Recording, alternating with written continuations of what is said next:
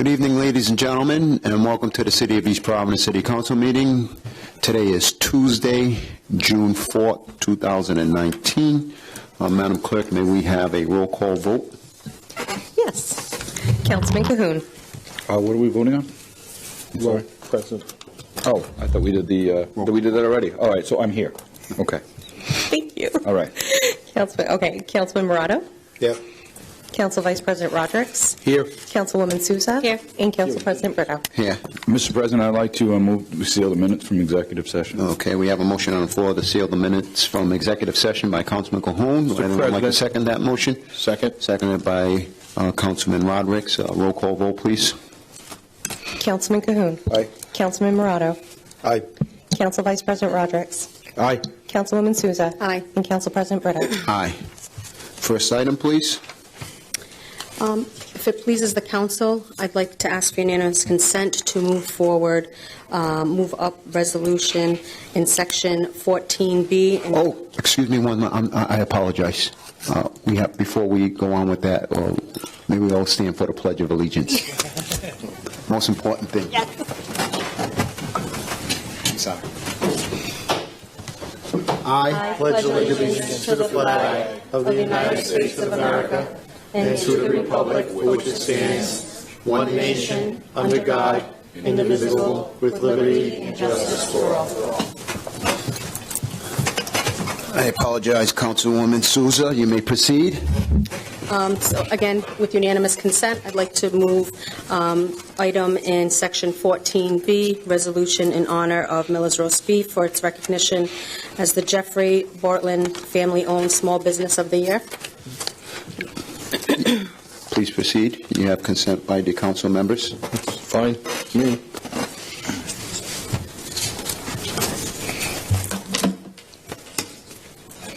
Good evening, everyone. Welcome to our council meeting.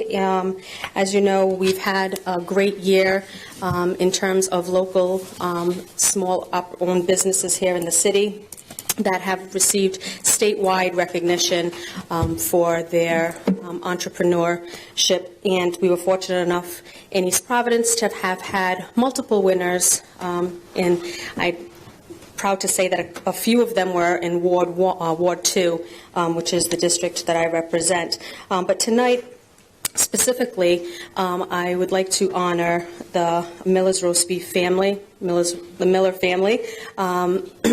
As a young girl in high school, I was fortunate enough to work for the Millers and their establishment. They're a third-generation loving family that prides themselves in the community and in their business and to their patrons that come to their establishment. So I'd like to present this proclamation on behalf of the City of East Providence. Whereas Miller's Roast Beef co-founders Henry and Ruby Miller decided to follow their entrepreneur dream of owning and operating their own restaurant in our community. And whereas Miller's Roast Beef is a third-generation family business that opened its doors in 1972, and whereas to this day Miller's Roast Beef is still a family-owned and operated restaurant franchise business. Henry and Ruby's daughter, Ruth Miller Graham, and her husband, Roger Graham Sr., took over running the restaurant and were involved with the business until 2010. And whereas 2010, Roger Graham Jr. and his wife, Gwyneth Graham, who were both already involved in Miller's, decided to expand from their first East Providence location to a second location in Attleboro, Massachusetts, and where Miller's Roast Beef strives to give back to as many causes as possible and specifically helps children and military. Members of the next generations and Americans who serve our country have a special place in our hearts of the Miller's Roast Beef family. And whereas Miller's Roast Beef also partners with the community members by collaborating in larger benefits. One example of the partnership that Miller's Roast Beef works with is the East Providence Police Department, where every year they donate to the department's fundraising for the Special Olympics, called the Polar Plunge. They also sponsor and donate to the East Providence Central Little League, Hennessy School Chance to Dance, East Providence Chorus, the East Providence Yearbooks Book Scholarship, the Boys and Girls Club of East Providence, and they regularly donate gift cards, dining fundraisers, and other fundraisers for our school and community. So therefore, let it be resolved that the City of East Providence hereby honors Miller's Roast Beef for its recognition as the Jeffrey Butland Family-Owned Small Business of the Year from the Rhode Island Small Business Association. I call up now Mr. and Mrs. Graham to come up and receive. They also have their two sons present.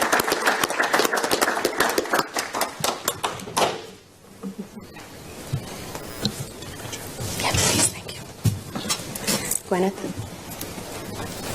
congratulations. Thank you very much. Roger, congratulations. And here, if you want to, sure. You want to hold it? We're going to take a little picture. Oh, yeah.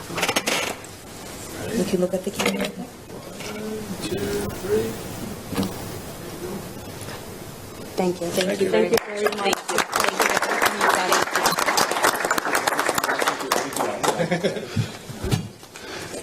At the conclusion of this meeting, we will be serving, or they will be serving. Mini buns. Just kidding, just kidding. Thank you.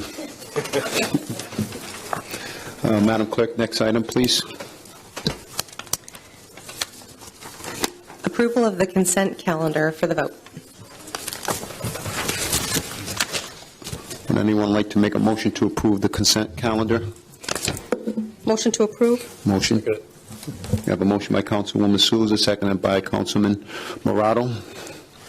Roll call vote, please.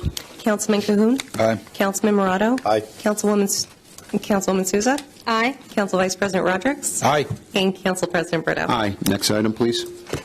Licenses not requiring public hearing for vote. Holiday sales license, S&W Appliance, 2719 Pawtucket Avenue, 02914. Mr. Solicitor, considering that this is something that comes in front of the council every year for the same event, can we bundle this, or does it have to be individual for each license? Can we bundle them into one package? You can bundle. At the pleasure of the council, do you prefer at this point in time, or does anyone have any questions? I mean, these are, Phillips Street Hall, I do. Trinity. unless you have a question regarding any of them? It's not so much as a question, but a correction. I noticed in Section B, application for a one-day entertainment license, the two clubs that host the festival for the Trinity, the Holy Ghost, is a 3-day permit. I believe their permit was for 3 days, but only printed on the docket for 1 day. So I just want the record to show that it's a 3-day permit, not a 1. So can we have the records reflect that it's a 3-day event and not a 1-day event, and bundle these so we can? Council President, I might be a little confused. I thought A and B was under the consent calendar. So did I.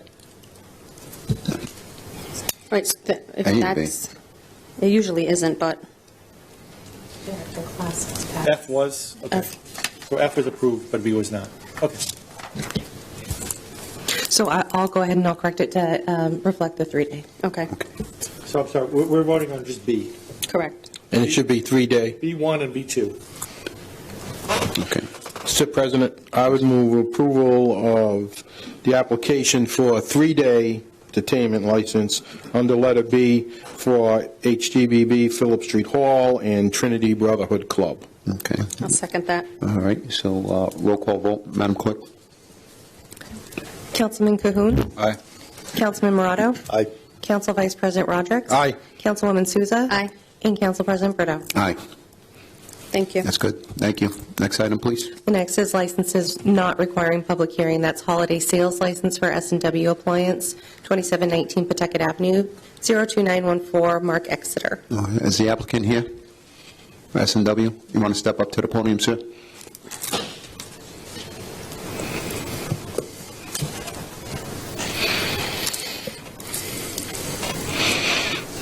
I'm actually David, Mark's son. Okay, sure. All right, David. Good evening. Yeah, sure.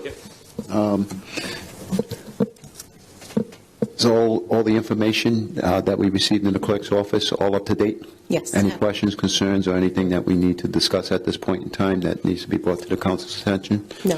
Okay. Any council member here have any questions for the applicant? Mr. President, in the continued business-friendly effort of this council recently, I would say S&W is, again, one of those businesses in East Providence that has done well, and anything we can do to help good businesses like that, I know we're all fully in support of and hope that they stay vibrant in East Providence, and therefore I move approval. Okay, so we have a motion on the floor. Second. Anyone like to second that motion? Second by Councilman Morado. Roll call vote, please. Councilman Cahoon. Aye. Councilman Morado. Aye. Council Vice President Rodrick. Aye. Councilwoman Souza. Aye. And Council President Brito. Aye. Thank you, sir. Thank All you. set? Thank You're good. Next item, Madam Clerk. Next item under communications is mayoral communications property tax update for discussion only. Malcolm Moore, Director of Finance. Is Mr. Moore present at this time? Mr. Moore? Mr. President, Yes. can I just ask, do we want to, since this might be a discussion that's a little lengthy, do we want to check for public comment before we move forward? Sure. We do have, under public comment, we have 7 requests to speak. The first one, I believe, is Stephen House. Oh, Hug, okay. Come on up, Stephen. The topic is CDBG request. Won't that come up? Yeah. Hi, how are you, sir? Would it be okay if you pass these down? Just fact sheets, yeah. Hi there, I'm Stephen Hugg from Family Service of Rhode Island, and David asked us, he said we could sign up for public comments, sort of to break it up, because I know there's a CDBG presentation later. So this is also on the docket for later on as well, so you'll be speaking your piece at this point in time? That's correct. Okay, very So good. that'll also free up later, so there won't be so Okay, many. very good. You may proceed, sir. 2 quick ones. We've been recommended for funding in support of our Justice Enforcement Social Worker Program.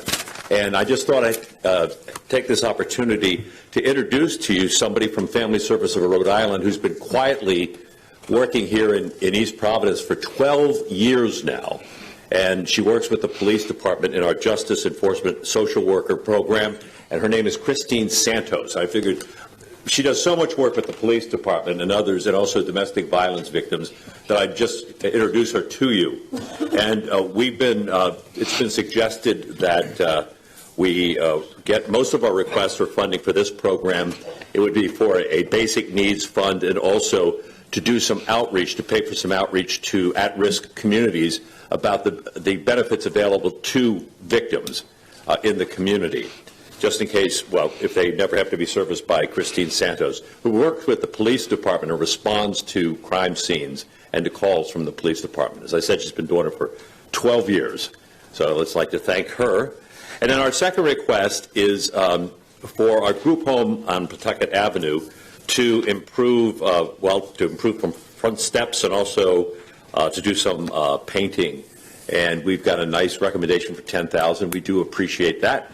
And that is a house that helps girls who have been abused and have other issues. But it also is a good neighbor request in the sense that it is an external repair. These are external repairs, so it looks nicer for the neighborhood as people are driving by. And if you have any questions, we have passed out a couple of information sheets to you about those two requests. So we would, if you'd like to ask Christine anything, that would be great. Or I personally am familiar with Family Services. I know you have an office in Providence, or you used to have one on Hope Street. You still have that Sure office do. there as well, so I'm very familiar with the work that you've done. And if I'm not mistaken, we've helped you in the past as well, and I'm hoping that we can continue to provide that service as we go forward as well. But you do a wonderful job. What you do, we appreciate the fact of just keeping up with the upkeeps, because sometimes you have a tendency of these type of homes like falling in disrepair. And at least you're trying to stay ahead of things at this point. So that's very good, and appreciate your work. thank you, Mr. President. Mr. President, question. Please. Do we still have children at Quanticut House attending the public schools, and how many are there? That varies, but yes, normally they do. We have John Farley, who oversees that program. I don't know if John could give more detail, but yes, they do, unless other arrangements are made.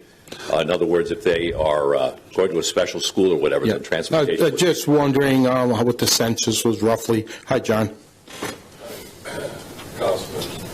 Usually, Step up to the podium, please, so you can hear you right at the mic. usually it's 5. And some attend public schools, some are going to college, some are working in the community. Okay, thanks. You're welcome. Thank you, John. Very quickly, if I can, Mr. President. Please. With the year that I spent working for DCYF, I came to know Family Services very well, especially Mr. Farley, and acquainted with the work that he does on behalf of young men and women in the state. And it's really, really impressive that we have people like this that are willing to, fight for kids that don't have anybody else fighting for them. So thank you, guys. Thank you. Any other further questions from the council? Well, thank you very much.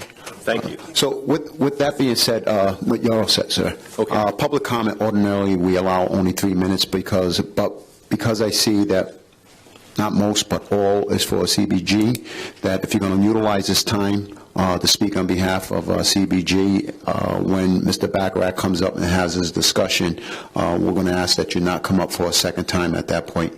So if you want to utilize it and come up on public comment, that you come up.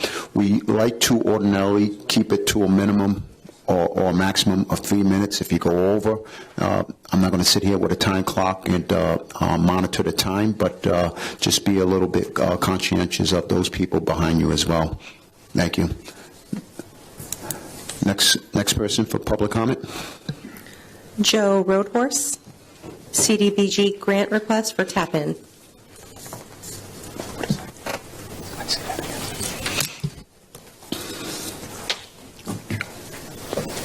Thank you, and good evening. My name is Joe Rodahorst.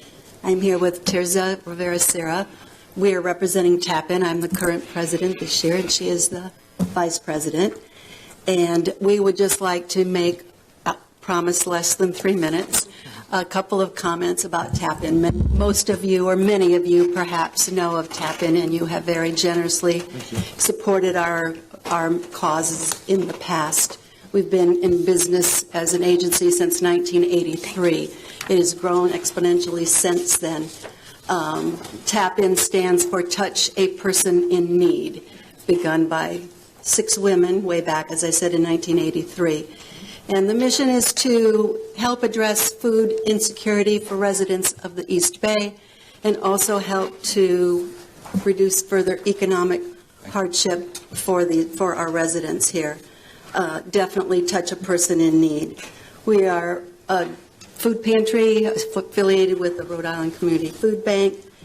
But in addition to groceries, which our clients can come and request every 30 days, we also have a variety of other items that folks who need assistance can come and request. We have children's clothing, we have books and toys.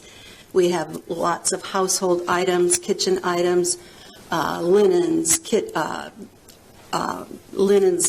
items, pots and pans, small appliances, a gamut of things for the household. We do transportation to medical appointments. We have a group of around 30 drivers who provided transportation, people who needed it, over 390 people last year alone. We have a furniture program. People can request items of furniture, and we match them up with donors who have those items available to give out. We do special programs throughout the year, 3 special programs. We do a backpack program for children in August to get ready to go back to school. We have a Thanksgiving program where folks can sign up for Thanksgiving baskets in addition to the food that they can come and get on a monthly basis. And we also have a holiday program. Again, baskets of food for families without children, and families with children can request toys for their kids based on the sex and the age. So we try to provide as much as we can. 63% of our households are from the East Providence area, so we have definitely appreciated the support you have given us in the past, and we hope that we will be able to continue with that. It goes a long way to help our food expenses, and we'd like to continue the partnership. So we thank you. Thank you. And we have little flyers handed Yes. for you as well. Okay. Thank you very much. Thank you. Next item, please. Public person, I comment? should say. Yep, next person is Tom Harrington, CDBG, Rumford Towers Residents Association.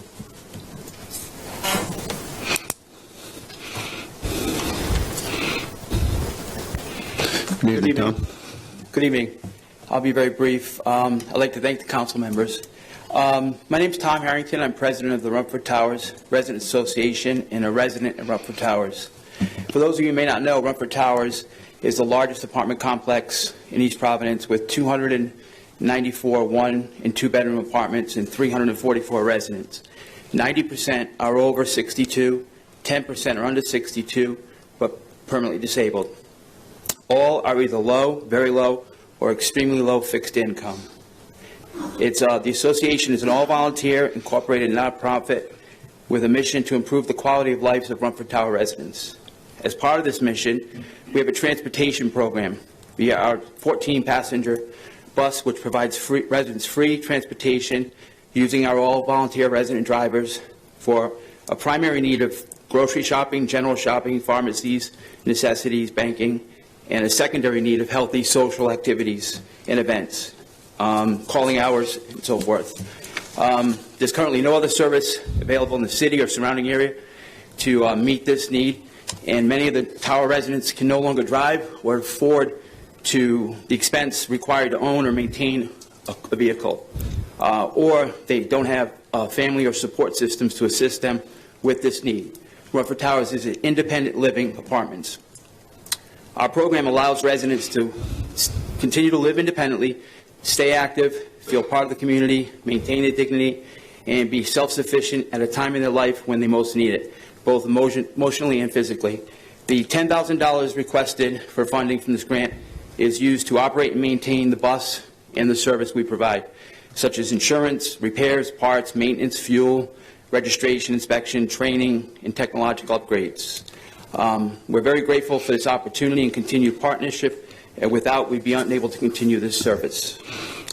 And thank you very much for your time. Any questions? Thank you, Mr. Harrington. I have more of a statement as opposed to a question because I'm familiar with what you all do over there.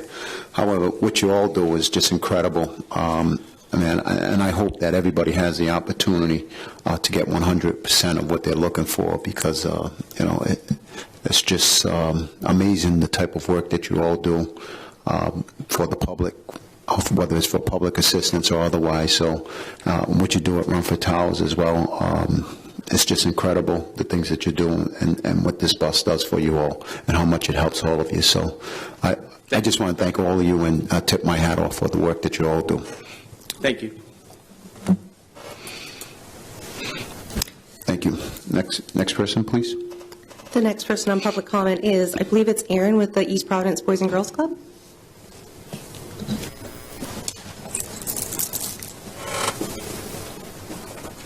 Good evening. I'll also be super brief.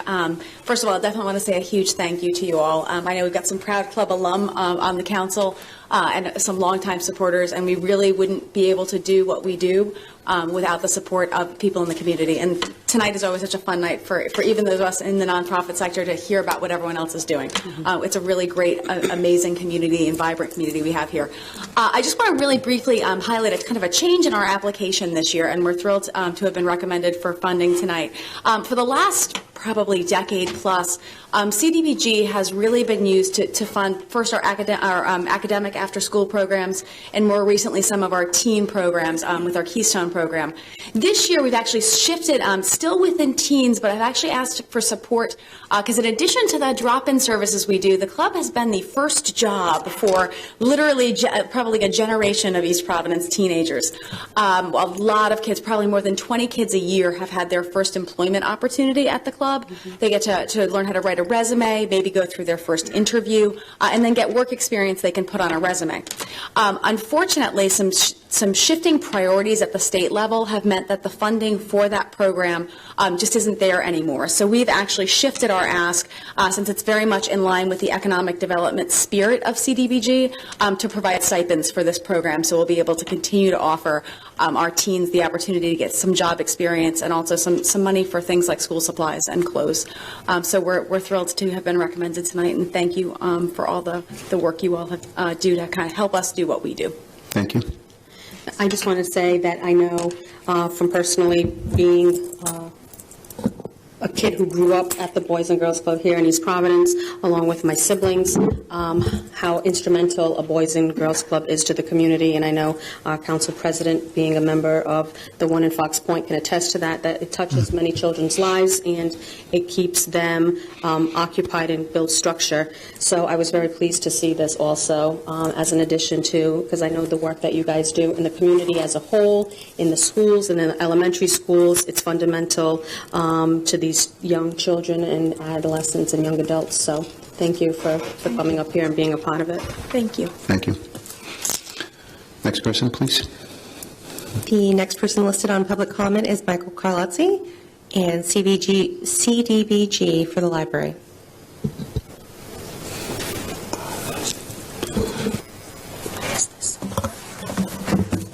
Good evening. I am Michael Carlozzi, the library director. I'm here to speak about our CDBG application, Responsive Tutoring.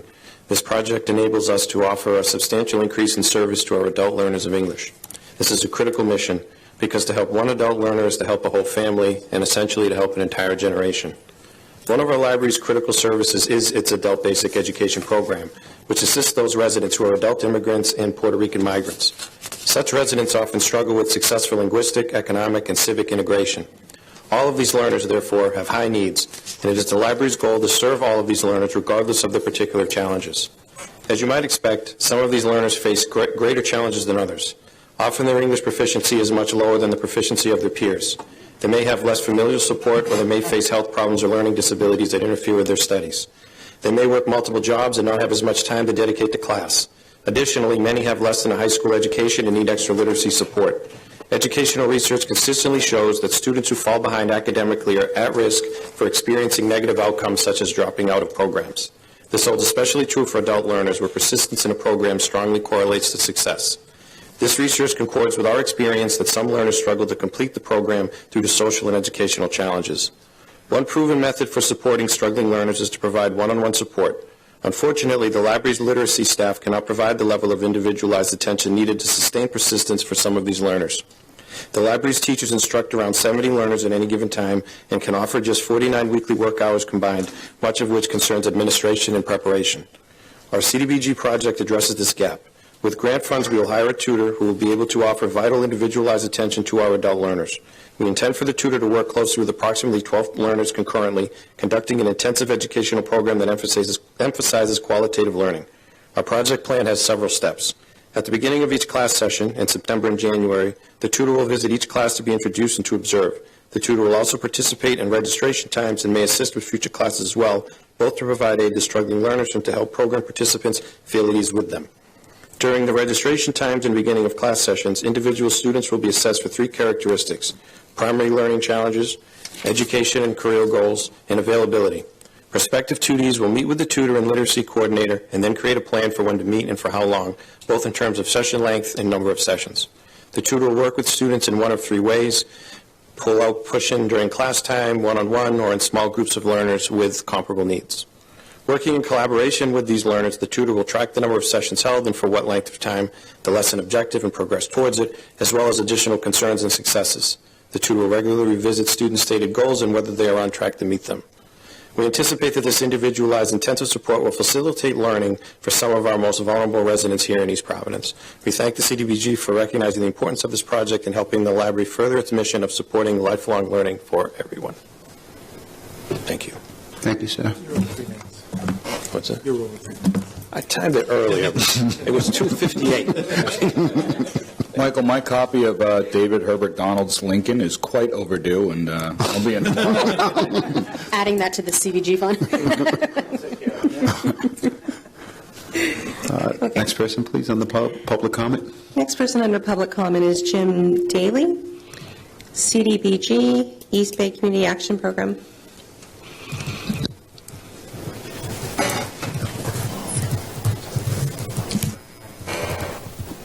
My name is Jim Deely, and I'm the grant writer for East Bay Community Action Program. EBCAP's been in East Providence since 1965, I guess, in one form or another. And, our sort of general thing that we're trying to accomplish is to develop enough services and have a broad enough array of services so that people coming to EBCAP can sort of, for any one problem, are also going to be able to solve numerous other problems. If they come for food, they may end up getting health care and so forth. And we're asking the CDBG for help with two projects. We've been recommended for two projects this year. One is the Foster Grandparents Program, and the other one is a program for the health and the health center. The Foster Grandparents Program is basically, that was created in 1965 as a way to deal with two different problems. One is children who are really struggling academically, not doing very well in school. And then there was others for seniors who sort of basically had really nothing to do and were, isolated. They're sort of losing their attachment to the world and so forth. So foster grandparents basically pays a stipend to people over 55 to work with kids who are struggling in school. And last year in East Providence, there were 30 senior foster grandparents, and I think they served 20,000 hours of work with kids in a lot of the different schools and the library and so forth. And our request for $10,000 is to pay the stipend to these folks. So that's the first request. The second request is in relation to our health center. The health center, which is based in Bullock Point Avenue, it's our headquarters. It sees about a little bit more than 5,000 East Providence residents a year. It actually treats about 40% of the low-income residents in the city. So it's a significant part of the community. And the CDBG has helped out for a number of years now. What we're trying to accomplish is to develop an integrated health system. So it's physical health. It's also behavioral health, substance abuse treatment, mental health treatment, dentistry, and that's an ongoing effort. It's last year, for example, that we were funded for a nurse case manager to help with people who needed opioid treatment, medicated-assisted treatment. That's sort of under control. Not the problem, but that treatment component's under control this year. And what we're asking for help for is for a kind of a subset of the patients. There's a fairly small number of patients who use a tremendous amount of services. I think they're sort of defined as using more than 3 emergency room visits in a year. People who basically sort of don't get treatment although they need it and end up having to go, be hospitalized, be picked up by EMTs and brought to the hospital and so forth. Many of them have substance abuse problems. Many of them also have serious mental illness and other kinds of disabilities as well. So we requested $10,000 for a nurse care manager who provides intensive care to those folks, goes with them to visits, make sure they keep scheduled appointments, outreach to them if they sort of drop off the map and so forth, and generally just try to keep them in care so that, if their problem is diabetes or a heart condition or these sort of chronic conditions, they're not going to just go untreated for a long period of time. So we think that's really critical, partly to hold down costs, partly to relieve the burden on the EMT system and the hospital emergency room system, and probably, primarily to keep them healthy because they're really treatable, but they need that extra support. So we're asking for those two requests, and if you have any questions, I'd be glad to answer them. Thank you, sir. Okay. The last person under public comment is Kara O'Hare with CDBG, Day 1.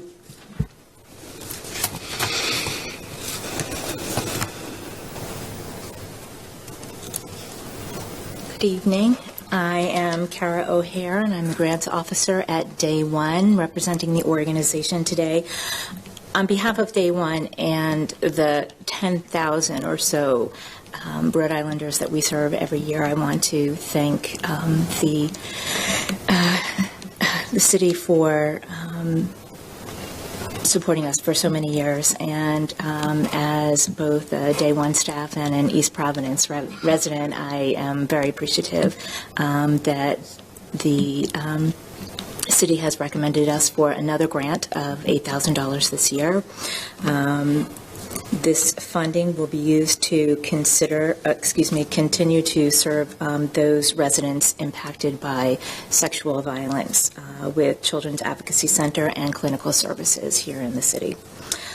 For those who may not be familiar with Day One, we were founded in 1973 as the Rape Crisis Center for Rhode Island.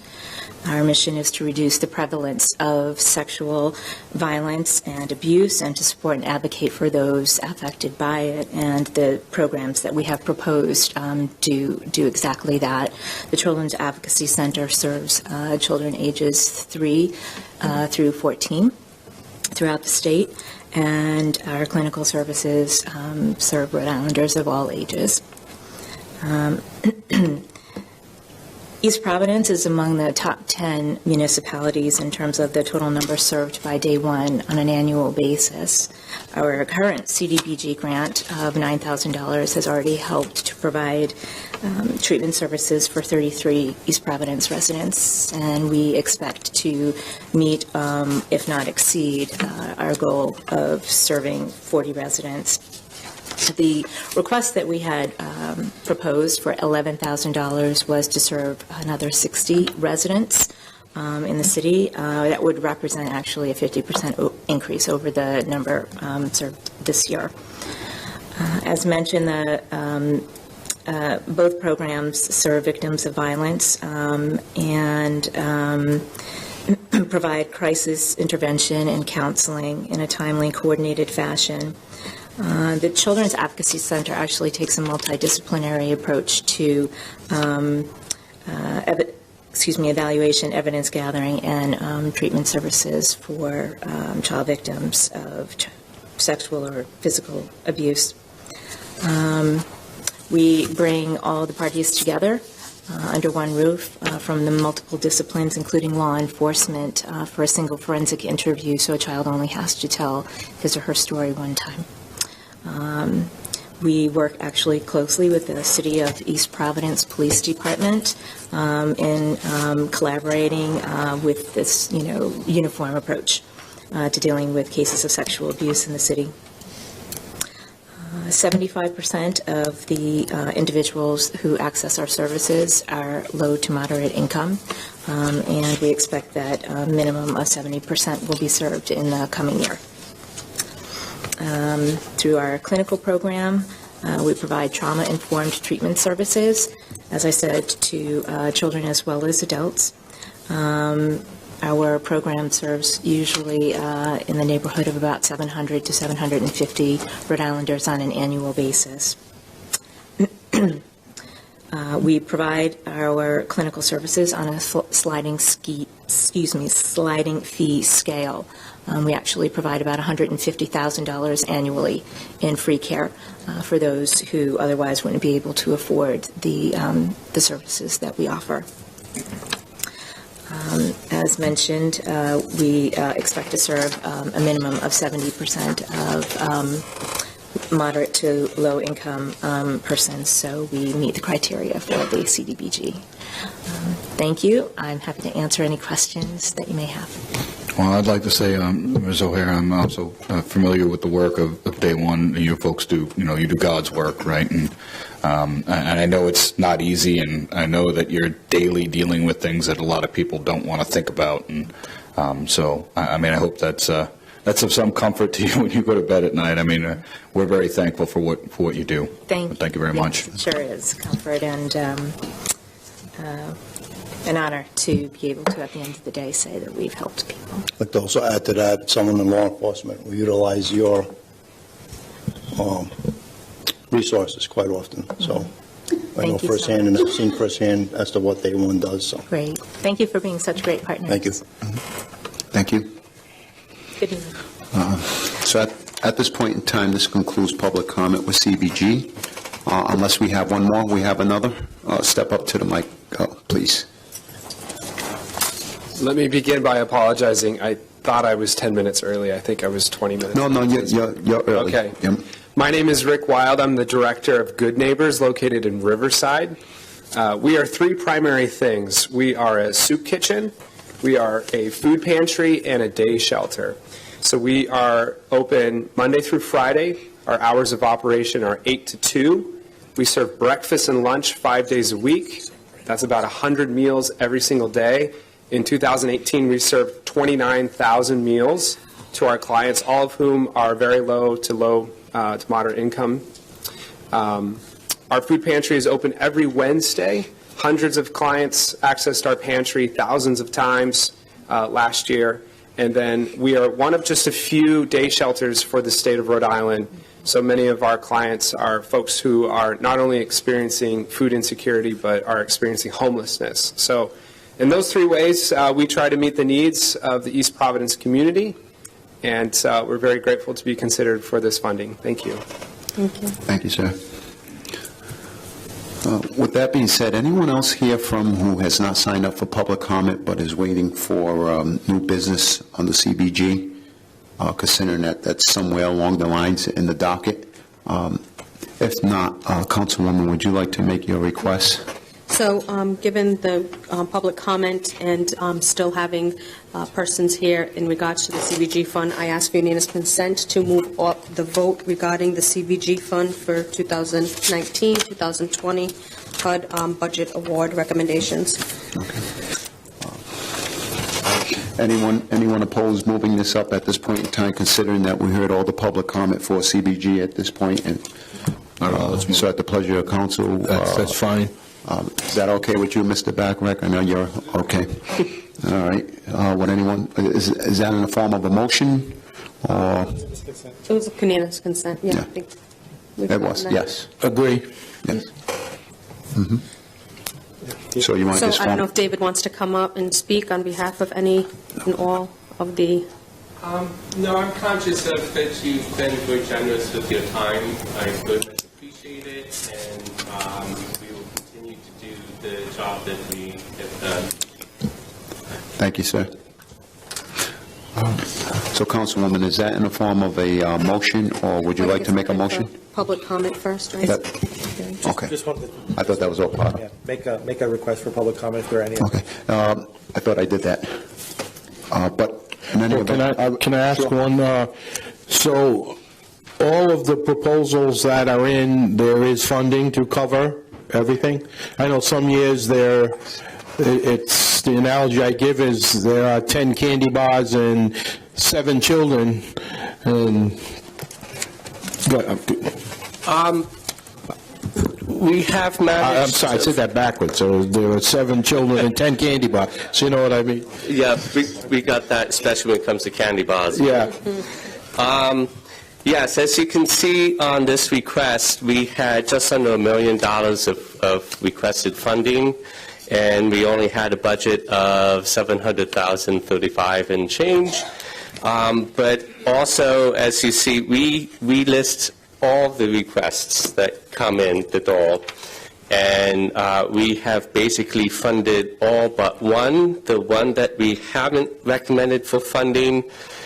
With all of these requests, I get in touch with the people making requests, make sure that if we're not going to fully fund them, it's still going to be a feasible program. We're not compromising it. That one realized that they really weren't prepared to take on as a block grant obligation, and that I've basically said that I would be willing to help them prepare and get organized for that. So in answer to your question, yes, we are actually funding all of the requests but that one. So there's really no controversy here. There's no one, with that in mind, what's those? specific question. No, I just want to say I did reach out to Dave. When David shared with us the list of recommendations, and I thank you very much for that, I reached out to David. I wanted to understand a little bit more about, the kind of the request process and what goes into advertising. With what I do for a living, it's always very important to make sure everybody has a fair opportunity, because obviously there are lots of causes out there that deserve funding. I'd like to say that, I'm very confident that the city did a good job in getting the word out and inviting proposals and getting, very good proposals and evaluating those thoroughly. So thank you for the work that you did on that, David. Thank you. Thank you, sir. And although this is on the public comment, this is a public hearing. So though anybody who's wishing to come up to the podium and speak on behalf of the CBG grant, please do so now. Otherwise, I'm going to close the public hearing. Anyone interested in coming up and speaking on behalf of the CBG grant? For, against, or just like to state their opinion? With nothing being said, I'd like to close public hearing at this point in time. And Council President, if I could move to approve the recommended awarded budgeted recommendations by HUD.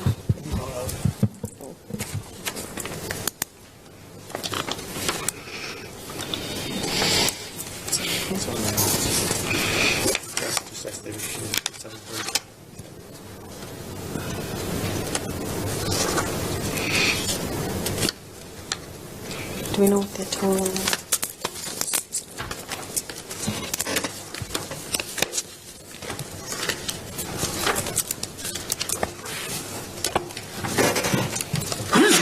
Bless you. Thank you.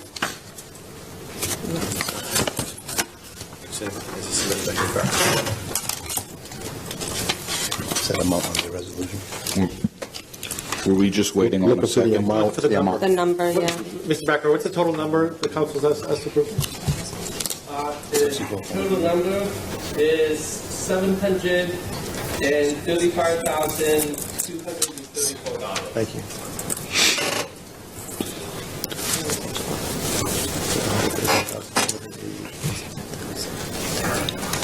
Except 288. Yes, sir. I'll be it. Thank you.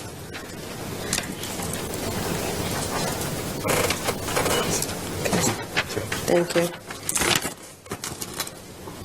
So I make a motion to reward in the amount recommended by Mr. David Baccarat, $735,234 for the 2019-2020 CDBG funds.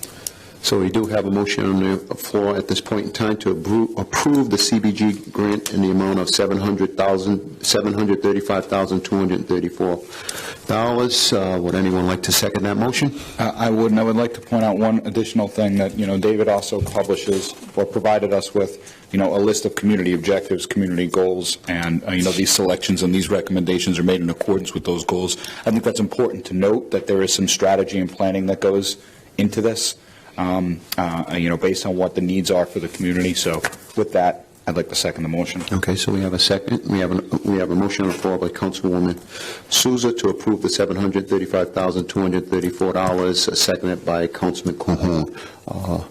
Roll call vote. Madam Clerk. Councilman Cahoon. Aye. Councilman Morato. Aye. Council Vice President Rodrick. Aye. Councilwoman Souza. Aye. And Council President Brito. Aye. Thank you. Thank you all. So proceeding right on to communications, if I'm not mistaken. Correct. At this point in time, we are requesting that Mr. Moore come up on the mayoral communications regarding the property tax update. Discussion only, so this is not a public hearing. Thank you, Mr. Moore. Thank you. Council President, Council Vice President, members of the council. What I think I'll do is I'll go over this briefly, and if you have any questions afterwards, I'll do my best to answer them. This is a revaluation year, and per state law, you have a reval done every 3 years. Year 3, year 6, there'll be a statistical. Year 9 will be a full revaluation. Now, What that allows you to do in a revaluation year is that you can change the tax rates between the classifications. In the off years, the tax rates have to go up or down the same percentage. And so in a reval year, you're allowed to change the rates within the classifications. In the last budget cycle, there was some consideration about shifting some of the tax burden away from the tangible property. The last I looked, for residential and commercial, we were 10th and 11th in the state as far as tax rate, 10th and 11th highest. For tangibles, we were 6th or 7th. So we were higher than the norm, I guess, for us. So there were some proposals about how to reduce that.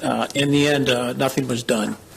So when we go about doing this, and let me start off again, when we do the budget, you're estimating what you think the tax rate will be, because you don't know until you certify the roll about now what your final numbers are going to be.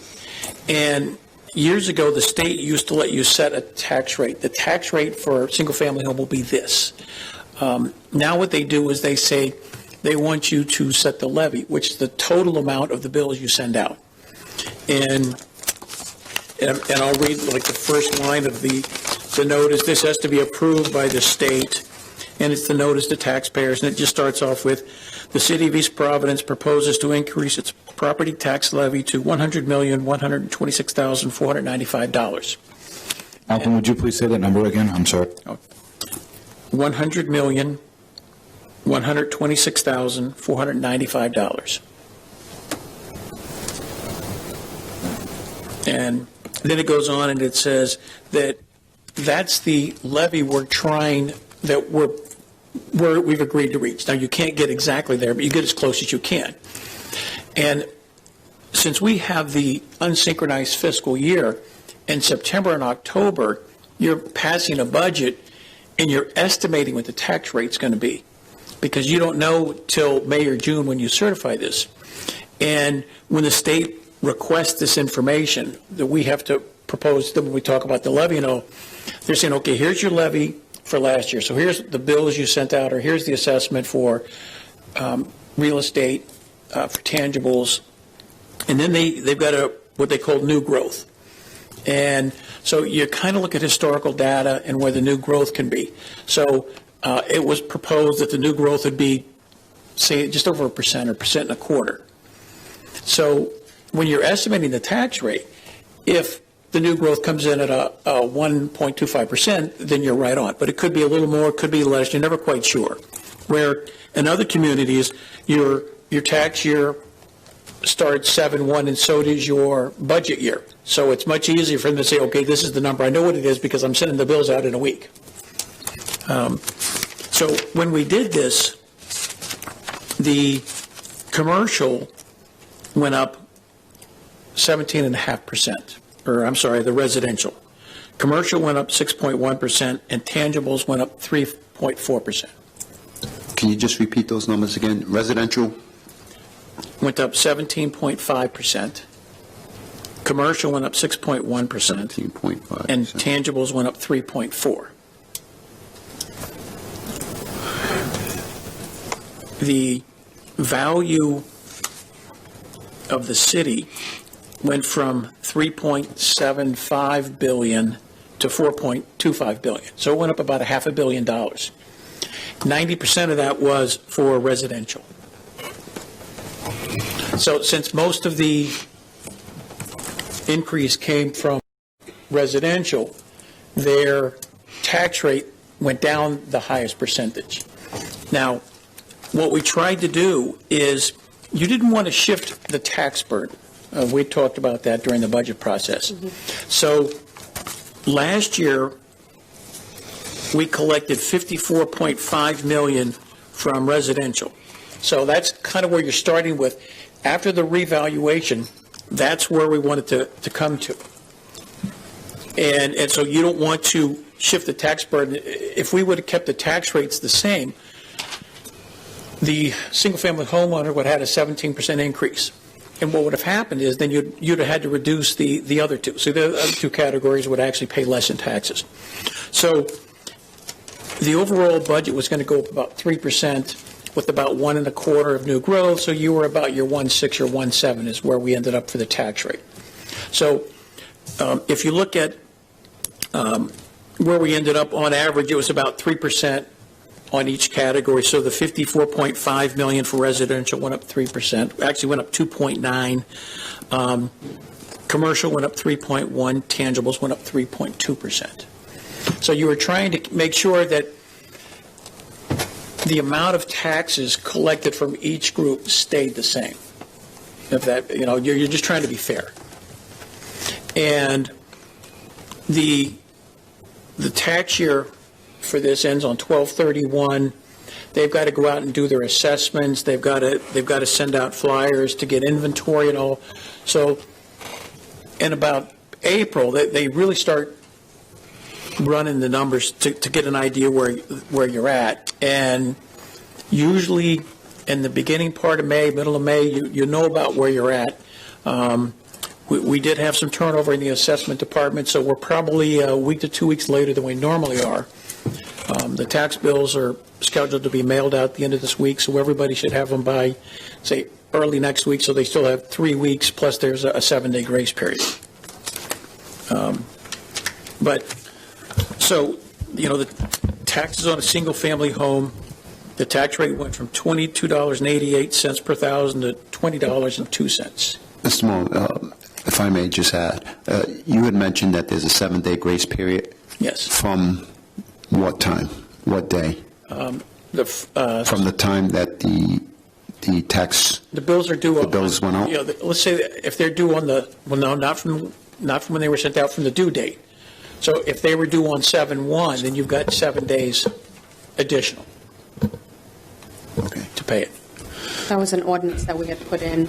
Right, but also we're being late in sending on our... Right, so that changes. So that... Well, it doesn't change things, but we have shortened people's ability to pay. Exactly, and that's the point I'm getting to. In addition to, to give some extra relief. So if it wasn't for the grace period, then they'd really be shortchanged. They really are going to be shortchanged. Well, they still have about 30 days to pay, so... Well, that's... And when I did this, I was trying to see what a single-family home, how it would affect them. Actually, the single-family home, on average, was $197,000. I rounded up to 200. It's a little easier math. And so 16% would bring up to $232,000.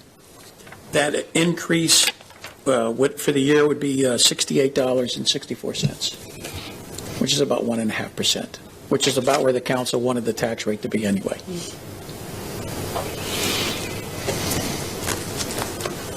And that's my quick summary of where we're at and why we did things, if there's any questions. And that $68.64 increase, it's annually?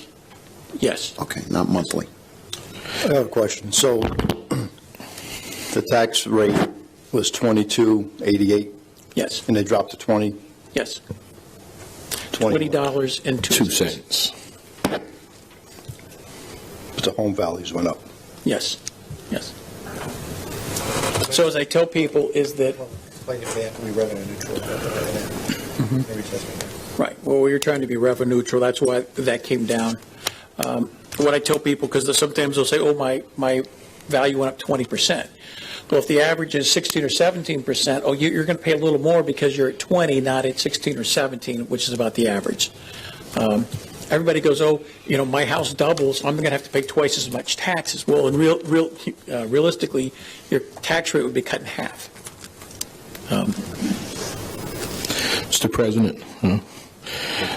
So, Malcolm, we're saying using an average house that was at $200,000, it's now at $232,000. It'd be about a $68 tax increase for that as of today. Now, the council has not yet deliberated on a budget, a new budget. Is this subject to change when we finish that through the summer? No, actually, this is was decided upon at the last budget. So when they passed this in October, that's why I said they were estimating what the tax rate would be, because the tax rate does not get set till now. So this is pretty well, in your opinion, finished.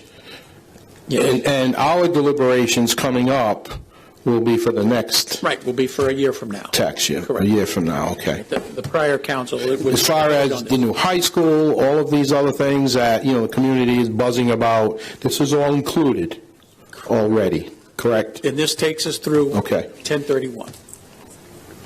And then you'll be voting on a new budget in the next few months. That was a 1.6 increase?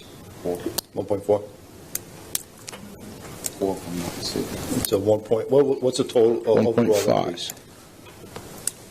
In the... For the taxes, what's the overall increase, 1.4 or 1.6?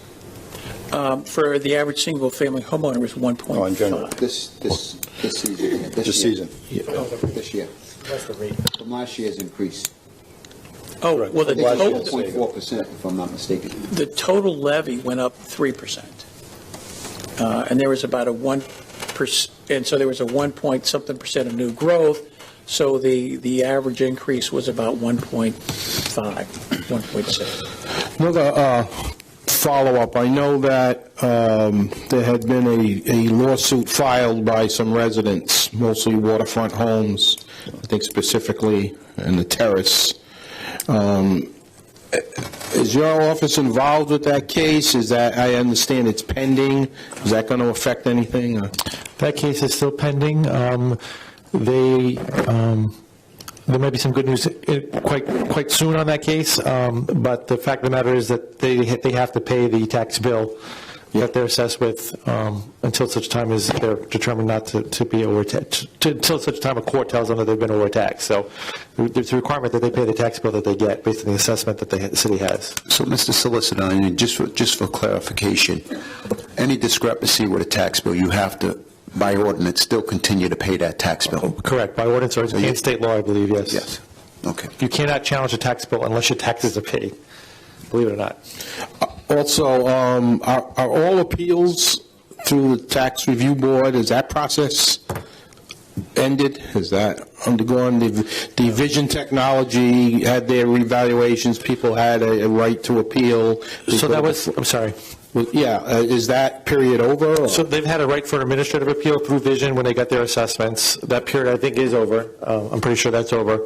You do have a regular appeal period once you get your tax bill. The statute allows you to actually appeal to the tax board of assessment review, once you get your tax bill within so many days. They've got to file an appeal, and then that goes through the court system if they take it all the way up.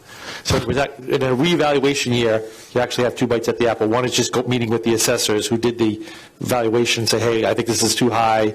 You miscalculated the square footage of my house. It should be 500 square feet less than what it is, or whatever. They can do that administratively. Then, based upon that assessment is certified, the total assessment for the city is certified. Then people get their tax bills, and then from that period, I think it's either 30 or 45 days from the period they get their tax bill. And don't quote me on the time frame.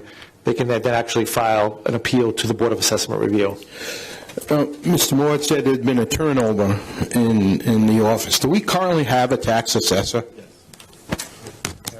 That would be me as acting. So you're the acting? Yes. Okay. So we don't have... Well, there's an assistant assessor in that office. There's an assistant. There is, okay.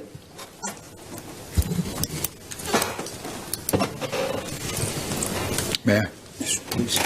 Malcolm, I just want to, because I've seen a lot of confusion about, I saw the letter, released, and the letter was released via Facebook, and, telling people that, their tax rate was going down, and then I saw, confusion with regard to questions, but my bill is going up, how is my rate going down? So I just kind of want to step through that so it's clear for folks, and I think you did a good job of explaining it, but I just kind of want to do that again, if I can, right? So we have a reevaluation that took place.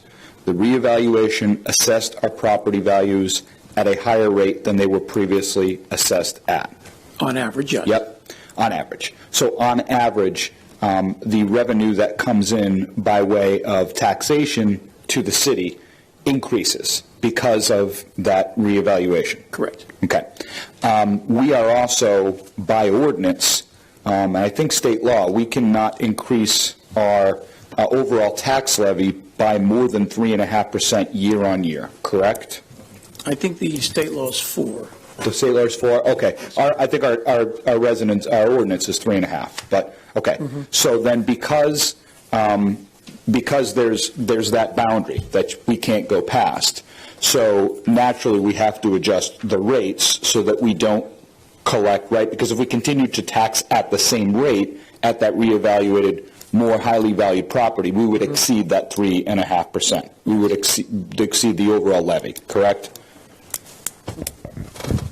Yes, but more importantly, generally, in a reassessment year, cities and towns, a reassessment is supposed to be generally revenue neutral, and that's why you lower the tax rate. Okay, so whatever you're collecting now, you're supposed to be collecting that after the reassessment is done as well, and then you set a new tax rate based upon the value. So it's got to be revenue neutral. And by what you mean by whatever we're collecting now is whatever was approved at budget time last year? Or whatever the total levy was, the total assessed value of your property and what you were collecting. Say last year you collect $1 million. Yep.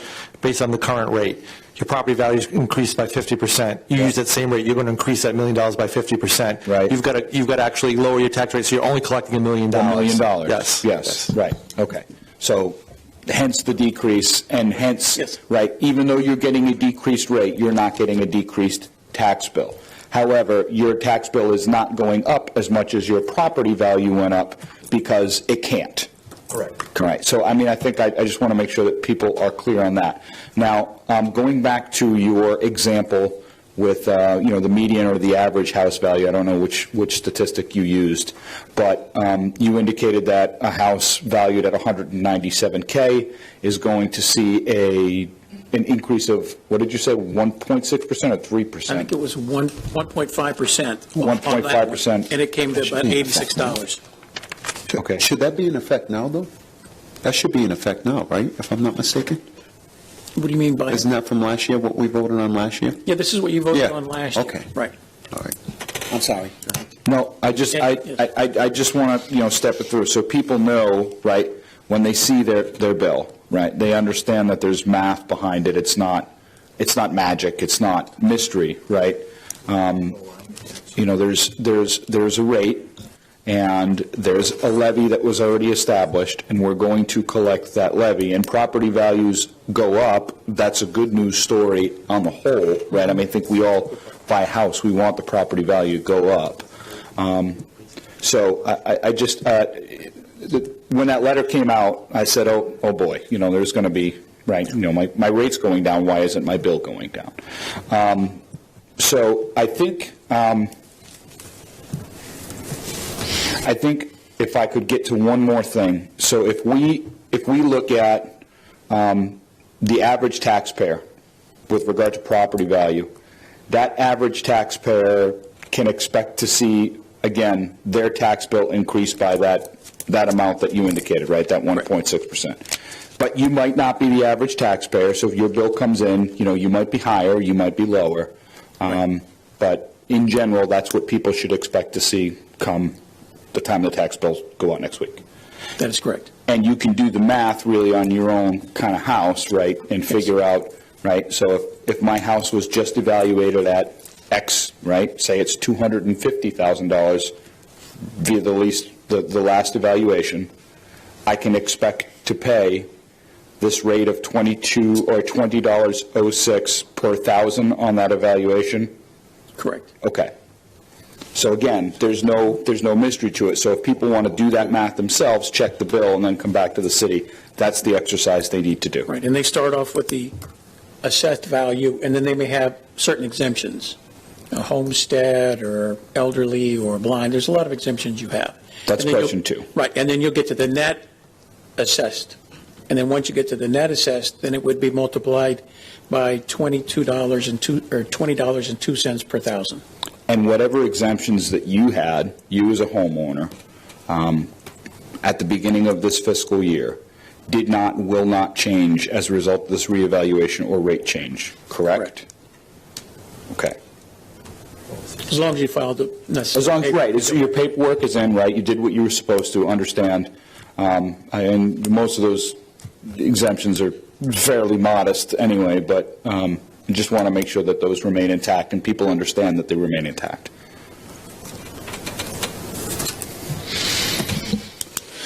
Any other further questions from the council at this point in time?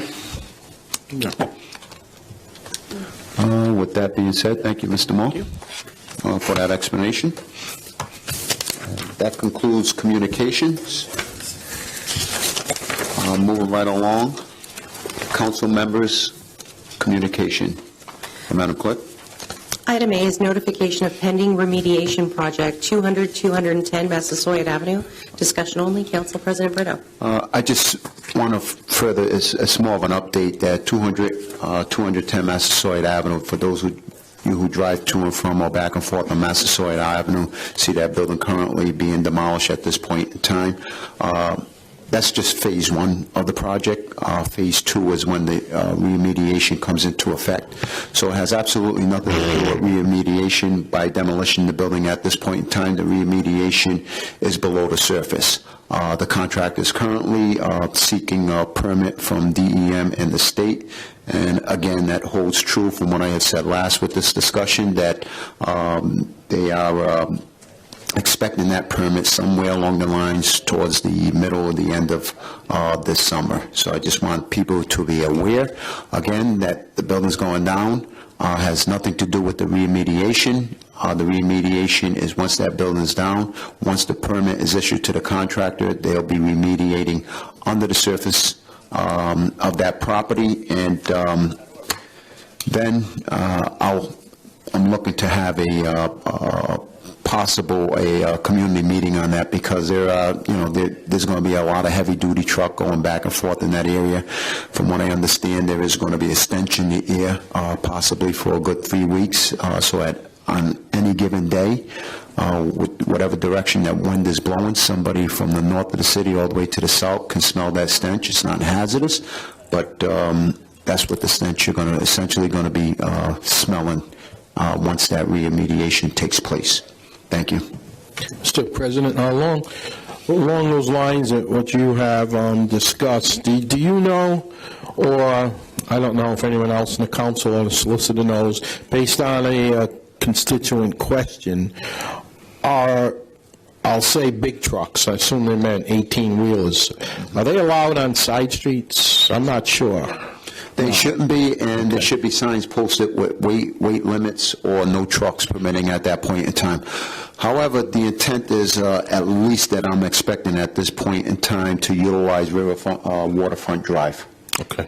So there's no reason why they should be going into residential areas. More importantly, through the smaller sections of the community. There's enough roads here in that portion of the city to go waterfront to be able to jump right on the highway at that point. So there shouldn't be, but there will be a community-style meeting on this as well. I will tell this person that President Brito said, no truck on your street. No, there shouldn't be. If there is, then that's going to be an issue with the contractor. Thank you. I know that it has been an issue in the main section of the city, primarily because we still are waiting for the Warren Avenue on-ramp to be finished. Exactly. And that was actually a major access point for a lot of these commercial 18-wheelers and trucks that are over 2 ton, which is the limit in the inner city streets. They're not allowed to drive, so they have been going through. I have noticed them coming through Ward 2 and cutting through the streets to get onto Taunton Avenue, to get onto the highway, because of, unfortunately, the access. Yeah, this person lived in that area and was saying as the problems on 195 back up, she's noticing a couple of trucks cutting off and cutting through and around, and it becomes very hazardous because they're large, there's on-street parking, there's not a way for 2 cars to come down when you have such a large vehicle coming down the street, and sometimes they can't obviously make the turns because the streets are not built for those commercial vehicles. So. And from my understanding, that on-ramp should be in full operation by the time this project starts, so great. Hopefully we can avoid that. Thank you. Next item, please. Next item is item B, speeding issues in neighborhoods. Council President Brito. Outside of the sewer rates that we've constantly seen to be discussing, seems to be one of the biggest issues that we're having in the city, at least from some, if not most, or all the feedback that I've been receiving from constituents. It's regardless of where you live, regardless of whether it's a side street, a state road, or otherwise, speeding has become increasingly a problem in this city. And again, I've mentioned this before, but it's not only a problem in the city, but it's a problem statewide. I'm hoping that through the mayor's office that we can reach some sort of resolution or come up with some type of effort to combat this problem that we have in the city. We currently have 2 police officers doing detail work specifically geared towards speeding in the city. Obviously, it's like putting the old finger on the bucket with holes. They're called to one location, they need at another location. They're at the other location, they need at another location from that point. So I like to have some further behind-the-scene discussion as to going forward, how can we combat this problem? And in the summertime, we got a lot of roads out there that are being repaved, so people are going to utilize that as a time that they think that they can speed up even further at this point in time. So, and I did get some calls also from other areas in the city as well, or email, I should say, about this on some of the side streets. It's just increasingly becoming worse and worse, and it's becoming more of a problem or issue than the sewer rates at this point in time. So if we can, through the mayor's office, chief of police, however way we can address this, that I think coming towards the summer and roads being repaved, it's going to be increasingly even more of a problem, that we can sit down and have this discussion, whether it's with me or whomever it may be, to combat this issue that we have. Can I add to that? No. Of course.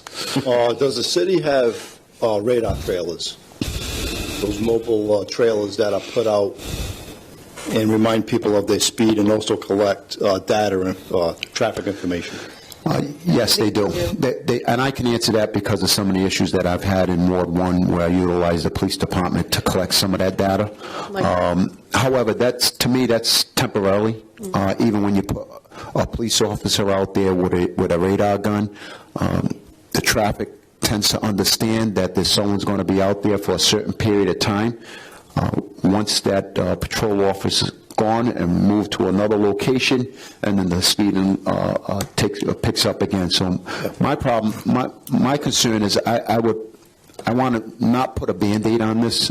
I want to try to really combat this issue and problem with directing towards the speeding. I mean, you could put, one of the things that I had a discussion with the former chief of police is utilizing some of the patrol officers when they're not on call to specific areas where people have an issue or a problem at certain times of the day, whether it's traffic time, to utilize those officers to do radar.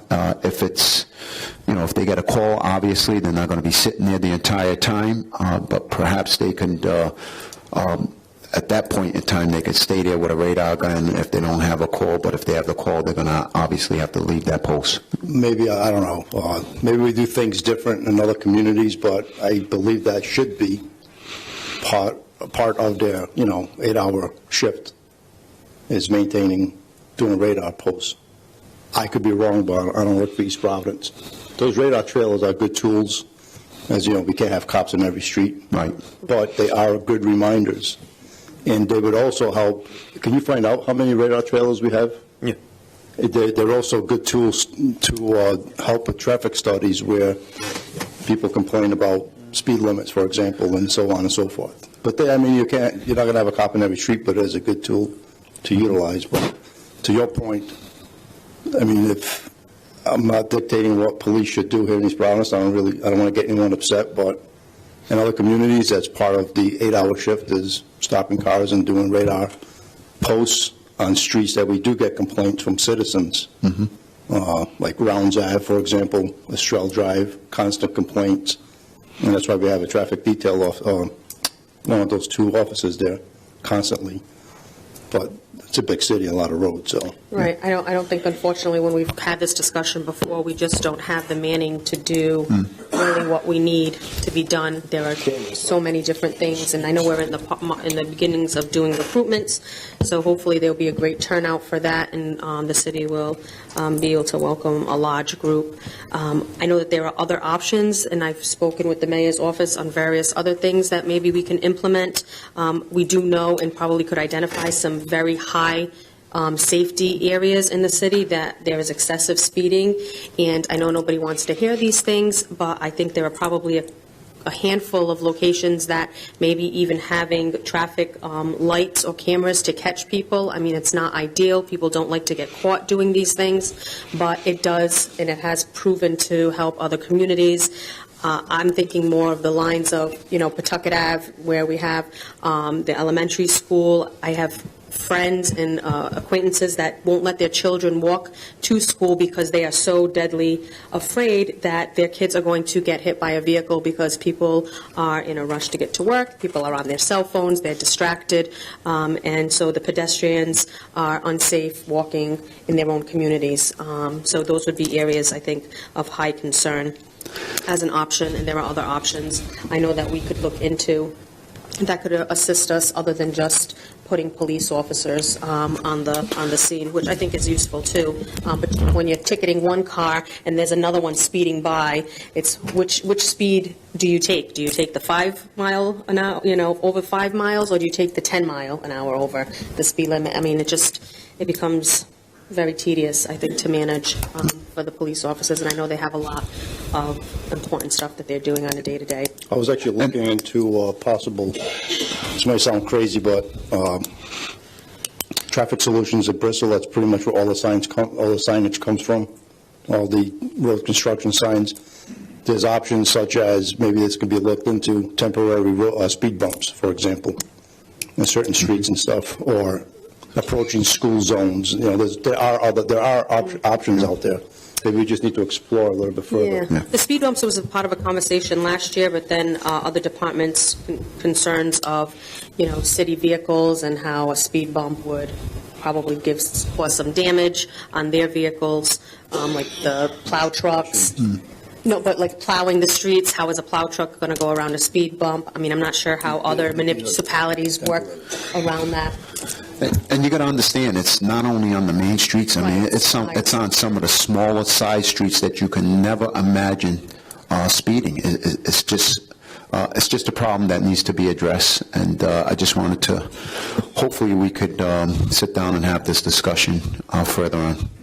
Council President, do you think maybe down the line having an open community meeting regarding that? Maybe there are people in the community who would be interested in bringing up some of their ideas, things that they have seen work.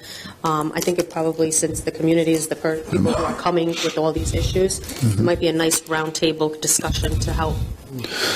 So, Mr. Furtado, if that's something you can plan or schedule, coordinate through the mayor's office with department heads. Primarily, it would be the chief of police, fire chief as well, because we have to be careful to make sure that the emergency vehicles have accessibility as well, and others that would relate to this concern. Yeah, I can definitely put that together as a workshop. It would be up to you how you wanted to proceed, whether one or two of you kind of get more hands-on with directors, or it could be a special council meeting. That's something that we can have that discussion offline. On my end, at least, I can say that I have noticed an uptick in terms of complaints from residents with speeding, with trucks in particular on side streets. I've gotten probably about 3 calls a day, at least, from that. And right now, essentially what we're doing is kind of a triage where we're putting, I can ask, to have a police officer put on a specific side street for, during peak hours, but that's only going to be a couple weeks. And then, the situation resolves itself, and then the cop leaves, and then it goes back to the way it was. So there's definitely, I think there's multiple causes, so this is definitely would be a great idea. We're probably in the age where a personnel solution is no longer 100% fixed anyway. I mean, I can plot a course via Waze from here to wherever and know every cop between here and there. And I can drive accordingly, and often do, right? And I think, to Councilwoman Souza's point, like things like cameras aren't popular, but I kind of feel like there's an easy solution to not getting a speeding ticket. It's just don't speed. And again, people don't like to hear that. They don't like to think about Big Brother, right? But, if you're not being a good community member, right? And by the way, guilty, right? Lead foot sometimes, absolutely, right? Agree. But I think it's something that we have to tackle individually, and there are locations where it's more dangerous. There are locations where I think it's more prevalent. I keep thinking about that light in front of St. Martha's Church on Pawtucket Avenue. People hit that button, red light stops, and people are going so fast they don't even see the red light. They just buzz right through it. Kids are crossing there, seniors are crossing there. So it's something that we got to tackle, and there's probably a host of solutions that a community could come up with. Yeah, I think, and this would be something that would get elaborated on. It would be kind of two parts. One is these new problems that are occurring, and two is something like that, which has been a chronic problem for as long as I can remember, that particular light.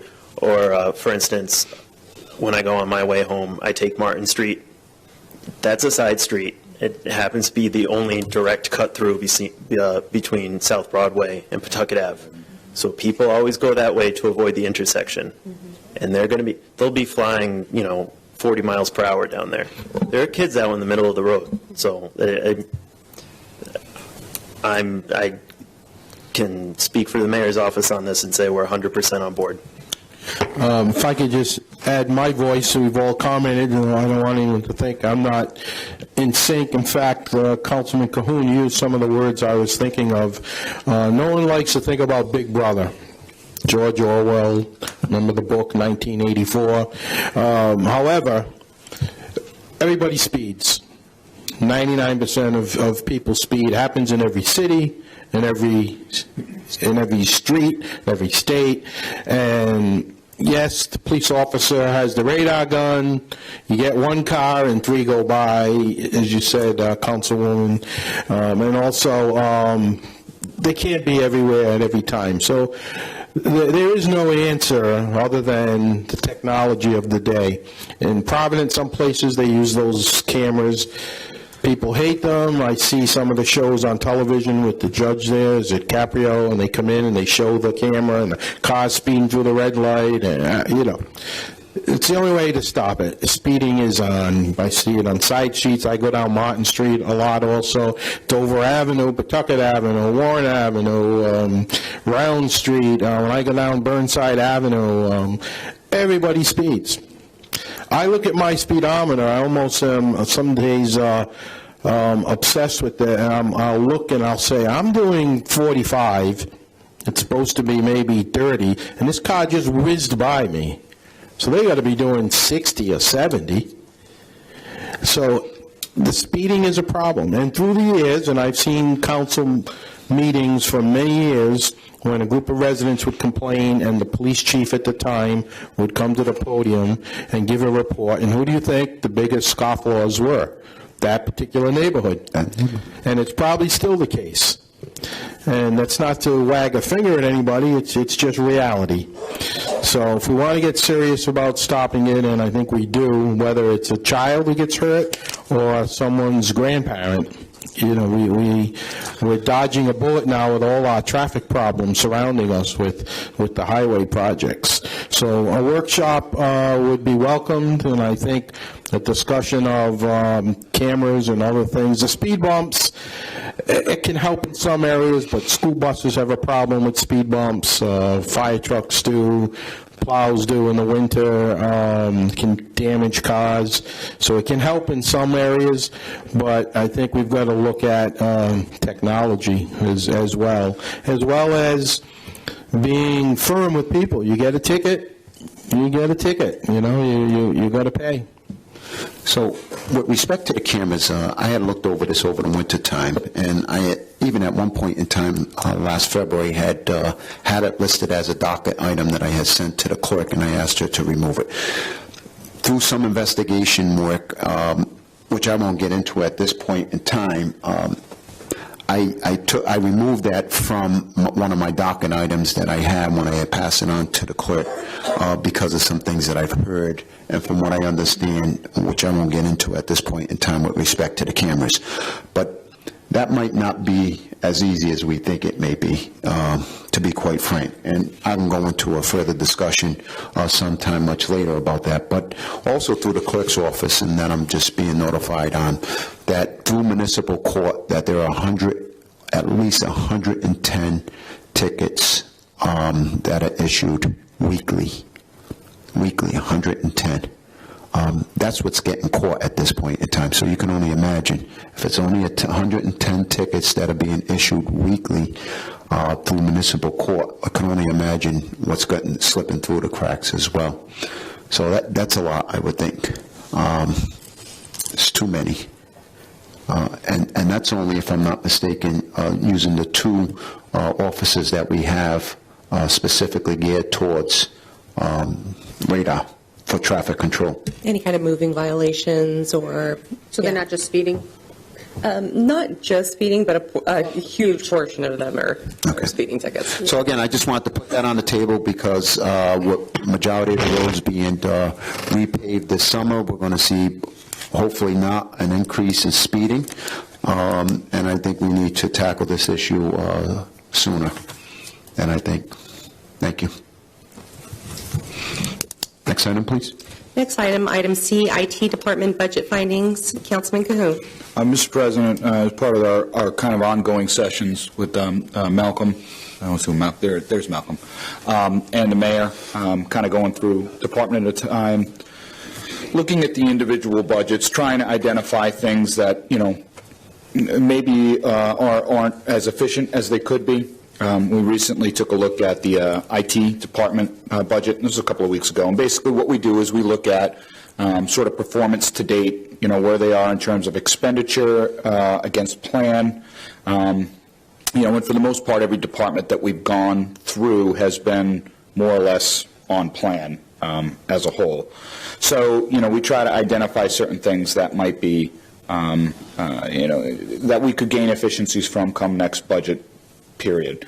One of the things that we've talked about in several of these meetings since we started doing this was the use of, like, you know, portable IT, mobile devices, phones, et cetera. So I know the city's taken a good look at, you know, who's actually got phones. And that's not just the city. That's something that gets out of control in every organization, right? Where's this phone? Who's got it? Who's using it anymore? Why are we paying for, you know, air cards, SIM cards, whatever there might be? So I know that the city's focused on that. One thing that, you know, I know from, you know, working within the federal government, my particular agency switched over a long time ago from an email system, you know, which was a server-based system, to using Gmail. And I know that we don't use Gmail in the city. The school department does use Gmail at a cost of $0.00 per year. Our particular service has a license fee of about $35,000 per year here in the city, the one that we're currently using. And I'm going to be silent on what I think about that particular service and, you know, how it rates against Gmail, but you know, I did bring that up with the mayor, and I say, hey, you know, this is something that we can look at. You know, so come budget time, you know, I'd like to see some movement in that direction. You know, what can we do to kind of rein in maybe some expenditures that we don't need anymore? IT is always modernizing. It's always getting cheaper. It's always going more to cloud solutions. It's, you know, and if we're not moving in that direction as a city, then we're wasting money. Mm-hmm. You know, that's something that I think I'm going to push on hard. I want to continue to kind of poke at that and ask some more questions as we come down the pipe. And certainly, when it's time to approve our IT budget, I want to take a hard look at what the request is and make sure that we've considered all of these things. $35,000 from there somewhere else is, makes a big difference. Just have a question on that. Those air cards, does that include the police tablets for the cruisers, or just what we use for iPad? Oh, I would imagine that it does, and I don't know for sure. That's a good question, Councilman Morado. But yeah, I mean, anything that they have in there, they'd have to have a cellular signal, right? And the police are always, one of the things that we talked about, and Kelly brought it up, with regard to, the police and Gmail, the police really can't use Gmail because of what is the federal law? Is it CJIS that, applies to police departments? Because, Google uses devices and services that travel overseas. CJIS prohibits them from doing that. But, you peel off the police department and they do their own thing, Sam did some checking for me through the clerk network and determined that there are 7 other municipalities in the state that do use Gmail. So it's doable. And that's not the only solution, right? I'm certainly not an IT director, but I mean, these are things that we can look at, right? I mean, I think if we as a city start to treat every dollar like it's our dollar, because it is, I think we start to find solutions, fairly quickly. Thank you, Councilman. Next item, please. Next item is item D, Chapter 8, Article 6, Solicitors, door-to-door. Councilman Cahoon. And I'll be brief. I'll put this out for discussion. And we talked a little bit about this last meeting.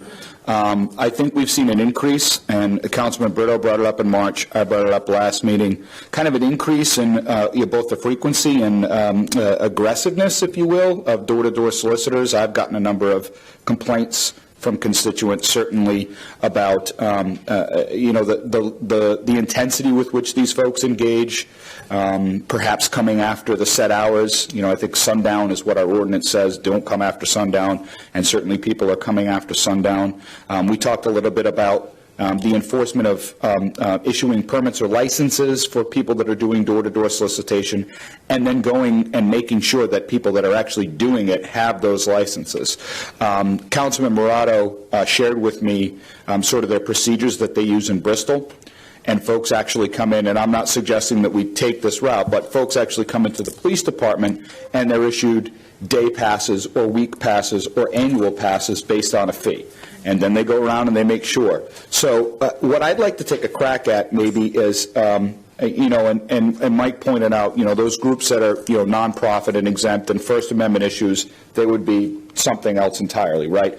But for folks that are going door-to-door selling things, right, representing corporate entities, if you will, I think we can turn that knob up a little bit, right, and certainly say, all right, if you're going to do this, because it's a nuisance to our folks, you're going to bring some value to the city, either by way of, paying for it, or, you're going to get exposed and you're going to be issued violations. And I think the violations have to have some substantial penalties associated with them, both for the individual and for the entity that they represent. And I think once you put those things in place, you'll start to see some of these things kind of resolve themselves. So I'd like to kind of take the lead on, and I like the way that we've been operating lately. Like, hey, let's discuss this.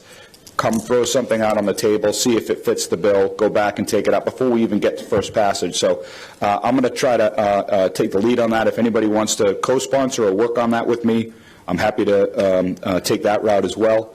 But this is something I think that we can, this is kind of one of those low-hanging fruit, if you will. Thank you, Councilman. I'm sure somebody will be in touch with you regarding that as well. Yes, sir. Next item, please. Next item is item E, Coyote 5K race announcement. Councilman Morado.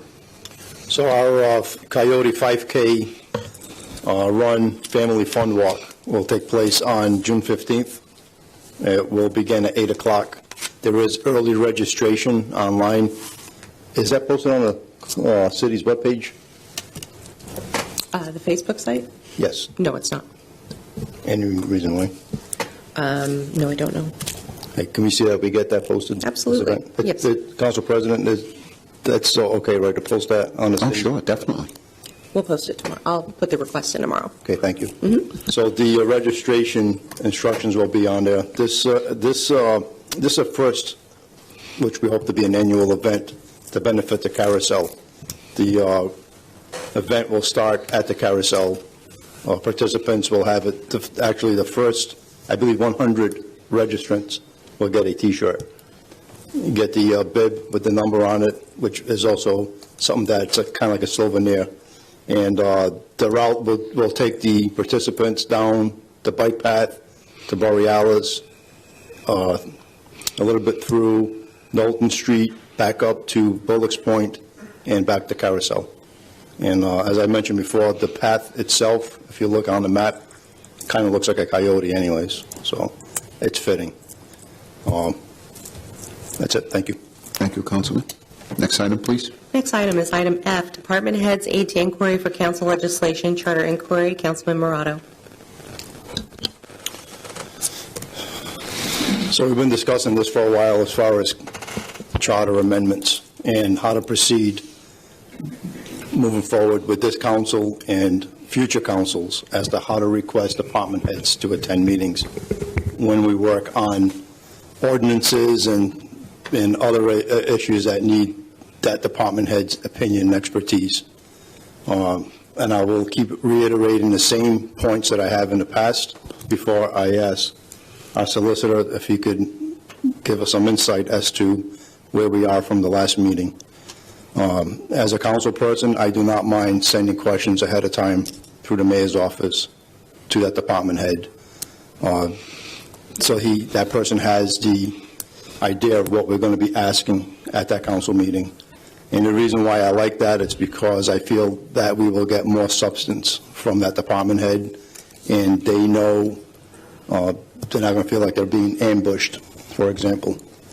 One example I keep using, and I'll keep using the same examples, it's the Benny's example, having a department head come up and give us peace of mind that the plans that were proposed by that developer is in the best interest of our city, our community.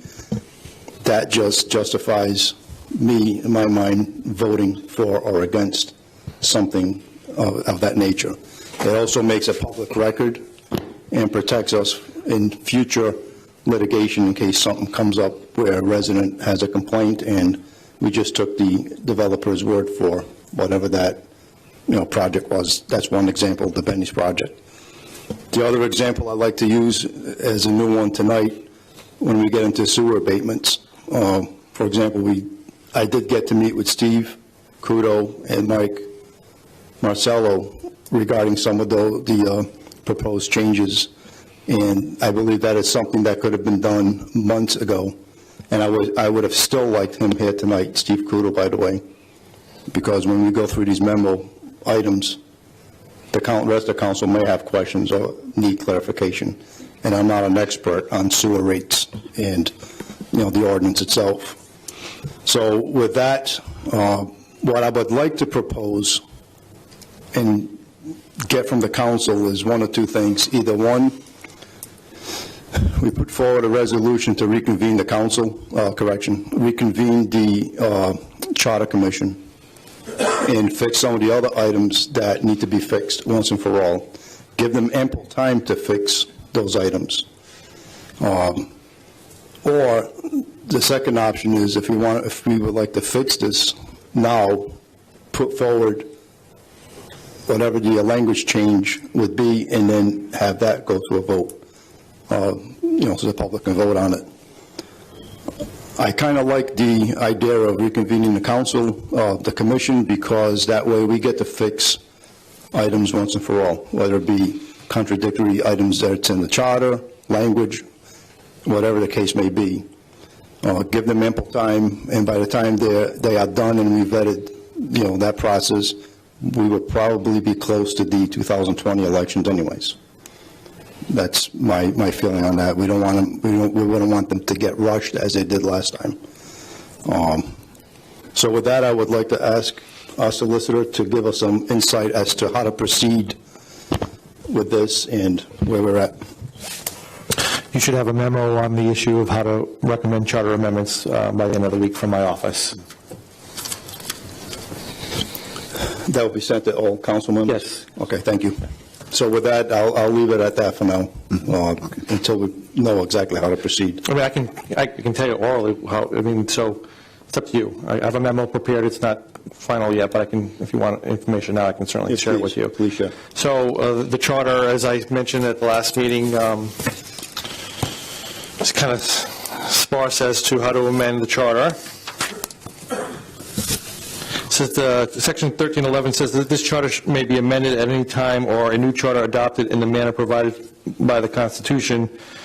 And since the charter is silent as to how to amend the charter, you have to default to the Constitution of the state of Rhode Island, which basically says the legislative body can propose amendments to a charter which are then voted upon by the people. That's one method of doing so.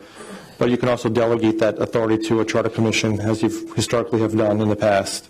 Appoint a charter commission, have them recommend charter amendments, which will then be adopted by the council, and then put to a vote. So it's generally, those are the two methods that you have. And apparently that's the two methods that you have used in the past. So again, I'm sorry. Go ahead, I'm sorry, go ahead. I just wanted to clarify that the Constitution is clear that that is the power of the legislative body of the municipality? Yes. And in an event that we decide to go this route, I would put some parameters on it as well. You know, what is it that wasn't completed that needs to be complete, as opposed to having them review or revamp the entire charter again? Let's just look at the parameters, or put some parameters on this, and also a timeline, if that's the direction that we decide to go in. And the other check that you have on that is that if they propose something that the council doesn't feel is appropriate, they don't have to pass it on to the voters. The other thing I would like to add to that, too, which I could be a concern on other council members' minds, do we reconvene the old charter, the same people, or do we pick a whole new charter? That's up to the council to decide. You know, do you want to pick the same people? Do you want to start fresh? That's up to the council to decide. It's not fixed on those same members have to reconvene.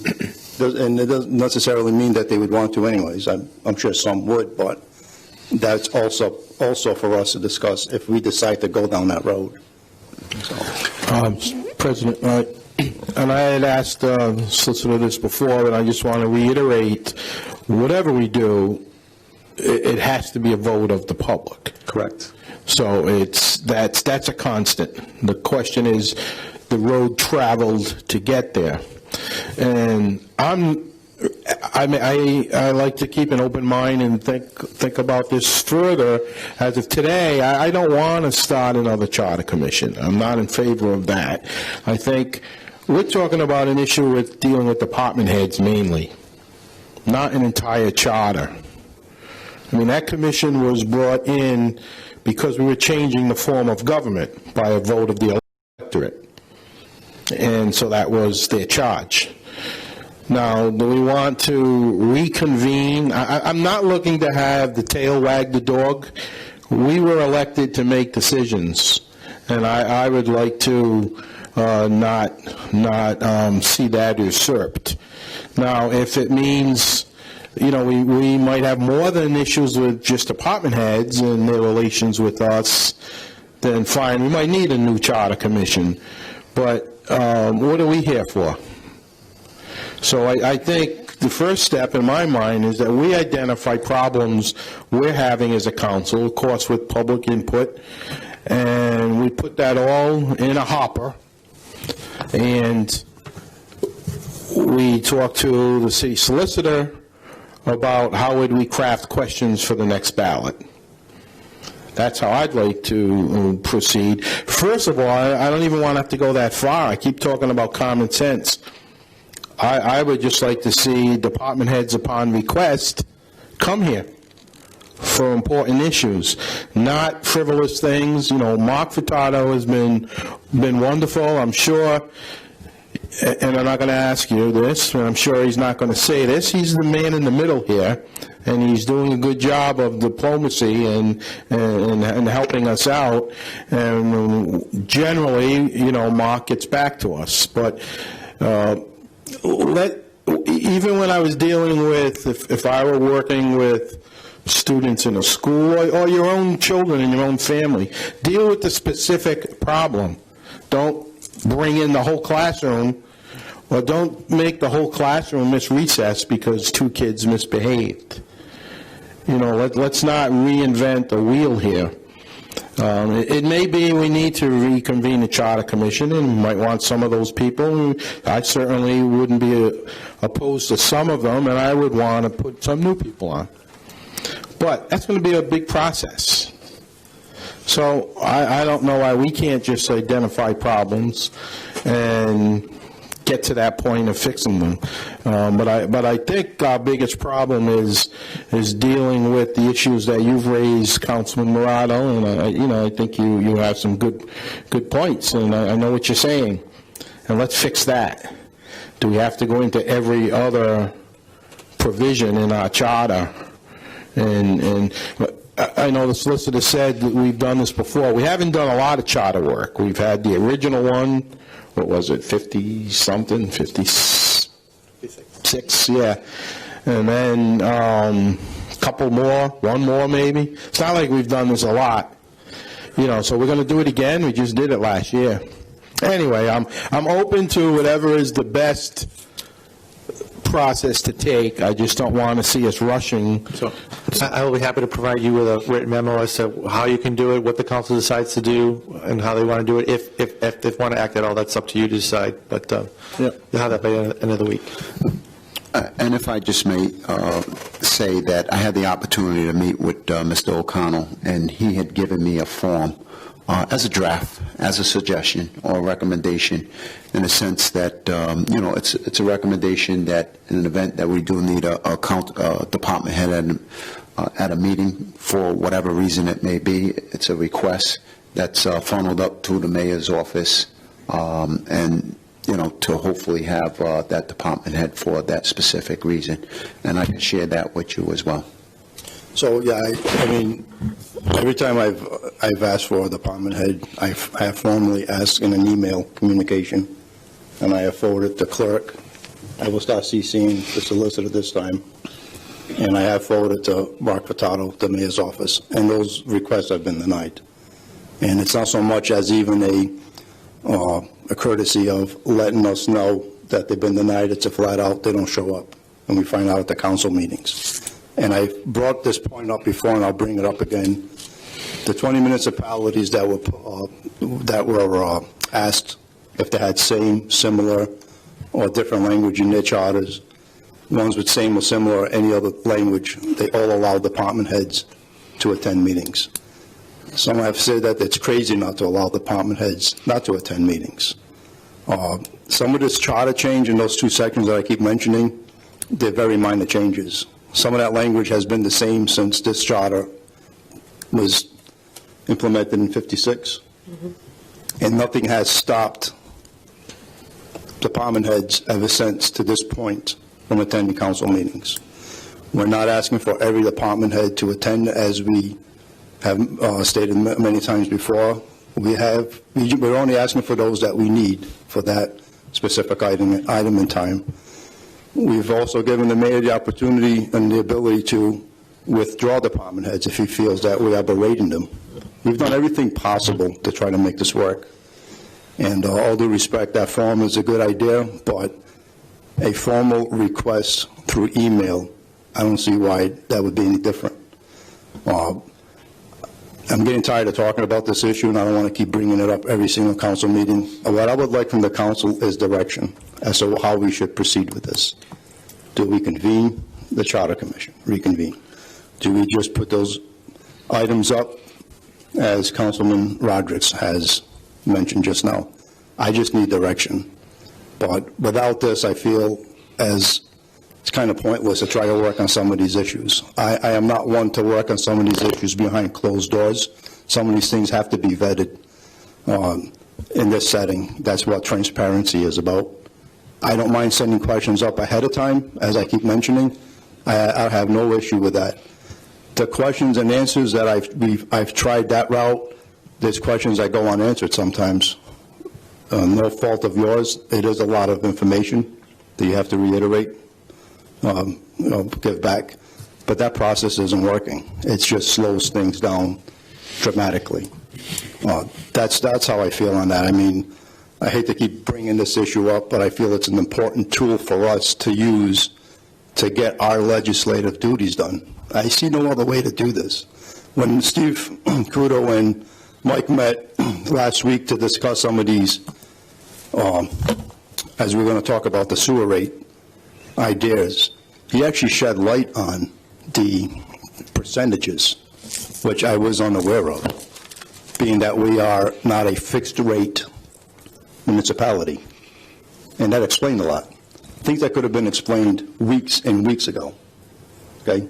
So when we do discuss some of these items, it would be nice to have that person here, or one of his, or a designee that could answer some of these questions for us and concerns. That's all I'm saying. It's like, I don't understand how we can do this job without that tool. That's all. So if I could get direction from the council, whether it be now or at some point, we need to move forward one way or another, or just, withdraw the whole thing. Can I ask this of my colleagues, because I think we're saying a lot of the same things, but let's put this out on the table. Is there anybody here on the council, my colleagues, who disagrees with Councilman Morado, that there needs to be some improvement here? No, I agree with Councilman Morado. Okay, I agree. I don't know, Mr. President, I think, you agree that, not saying with every little thing, but we're seeking some answers. I think he's asking for direction. Well, direction from me is, I agree, I want to help. I'm not saying I think the answer is to reconvene a full charter commission. I have some other thoughts, some other ideas. I'll probably put something on the next agenda and come up with some direction from my point of view in trying to get this fixed.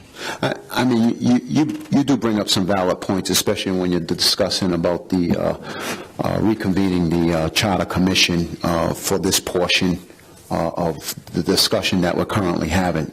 Do we need to reconvene the Charter Commission for this? Or again, are there certain items that we're aware of? I'm not aware of those incomplete items that the Charter Commission has not completed, but I'm sure there are. With that being said, let's identify those if we decide to go that way. Other than that, I think we as a council, we can resolve this. We can have this discussion and we can resolve this. I don't think we need a charter to resolve this issue or this concern that's here. We just need to come together as a whole, administratively and council, and just resolve this issue.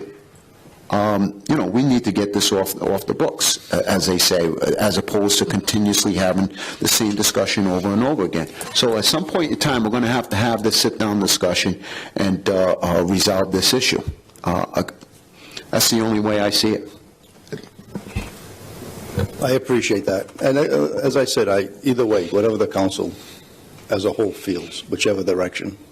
So with that said, is the council in agreement at least start to have some language drafted, just so the council can look at by our solicitor? Well, just to have an idea as to what. Should we wait on what are you going to propose to us, a memorandum on the direct? My memorandum will just tell you how to amend the charter. Well, I'm not getting into this, unless I'm asked to do so. If I'm asked to draft specific language on a specific issue, I'll be happy to do that. But we need a consensus on this council as to how you want to proceed. I will say this, and in no disrespect to any member of the council, and it's not my role to interject, but we will, the typical example that you had tonight, you had Malcolm Moore here, the finance director, to answer questions that you may have had, legitimate questions as to the setting of the tax rate and how the budget process was proceeding. Mm-hmm. That happened. He was here. In just a few minutes, we're going to be discussing changes to the sewer ordinance. I was very happy to meet with Councilman Morado and Steve Kudu, who we met, and we went through the ordinance in about an hour and a half and made changes, and he had suggestions and he had questions and on both sides, and we did that. So that was in direct use of your legislative powers. Here we are drafting an ordinance And I was the person, frankly, who asked Steve Kudu to be there because I don't have a great understanding of the sewer ordinance either. And I respect the councilman's right to amend an ordinance that he wants. And he was at that meeting, and we drafted an ordinance which came to a memo form, which we'll discuss tonight. So there's many ways to skin a cat, and I don't know if the problem is so drastic that you don't want to reopen or amend the charter. But that is your decision to make. That's a policy decision.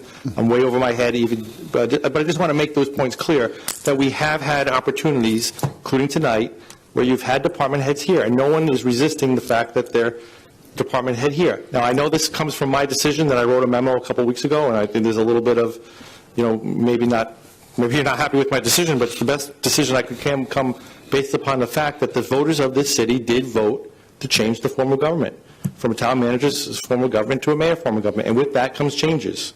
And that's exactly where we're at. If you want to change it again in the future with the support of the voters, that's your right. But I just want to kind of indicate that, in instances where department heads are necessary, from my perspective, they have been made available. And I will go on record as saying the mayor has extended the olive branch in a sense that, in an event that we do need to meet with a department head to coordinate that efforts through his office to meet. But I think that the councilman is speaking on behalf of something entirely different. So it's not as if the department heads are not totally available to the council. We're specifically talking about specific times that a council person has requested, and one reason or the other at a meeting to discuss some high level, or at least in that council person's mind, some high level matters in the city. But the mayor has, I just want to put out, the mayor has extended that olive branch to, as you did, meet with him, not with the mayor, but Steve Kudu and the city solicitor. But on the flip side of that coin, there's also, I don't think that's what the councilman is saying. I can only speak to what I'm aware of, so that. Right. There are definitely some amendments that need to be made in that charter, right? And I pointed them out as a layman, right? I mean, and it's not absurd that a foundational document is amended, right? I mean, the Constitution was ratified in March of 1789. It was amended 10 times in 6 months, right? It was amended 12 times before 1803, and then not again until 1865. Right? So, I mean, I think that what you see a pattern of like, okay, we've created this, and then, well, maybe it's not exactly what we wanted. I think what we wanted was what we got. We wanted a mayoral form of government. We wanted a strong mayor form of government, right? Certainly we don't want things in there that are inconsistent from one section to another, because then they result in debates like these. So I think if there is an opportunity to identify those and potentially put those out for clarifying votes, I personally don't know that we need to convene a whole charter commission, but I certainly think that, I pointed out one that says, that the council is going to assign work and the mayor is going to assign work. Well, we know that the mayor assigns work, right? And I don't think any of us question that. But let's get it out of the charter, right? It doesn't belong in there. So, I mean, and there's stuff in there probably that could be cleaned up. I think it's largely a good-to-go document. But, if we can improve it and then get away from this and move on, I'm for that. Very good. Any other further discussion on this before we proceed? I just wanted to add one thing, and I appreciate the mayor, as you mentioned, giving that olive branch to the council. I don't think that all employees, and I can't speak for any of them, except, a recent email that said, please go through the mayor's office if you have any questions for me. I think that's a little disrespectful, in my opinion. If I have a direct question, I think I should be able to email you and ask you, not only as an elected official for a body of 15,000 residents, but also as a private resident of the city. I should be able to come in and ask somebody in City Hall a question. So I find that a little disheartening that all employees are told do not speak to a council member unless we give you the authority to speak to a council member. I think that to me isn't a good partnership or set a good tone for our two working bodies to get the work of the people done. It sounds like, a control thing, and I'm not saying that that's exactly what individuals feel. but that's my perception on it. I was elected by a body of residents, and that's who I answer to, so if they have questions for me, I'd like to be able to get those questions via a phone call, or if I want to walk into City Hall and just pop into somebody's office if they're available and have a question answered. We know kind of since this election, our emails across the board have not been consistently working, so there's a lot of communication that gets lost, emails that aren't coming through, emails that are not being responded to. So is it a time management issue? Is it a server issue?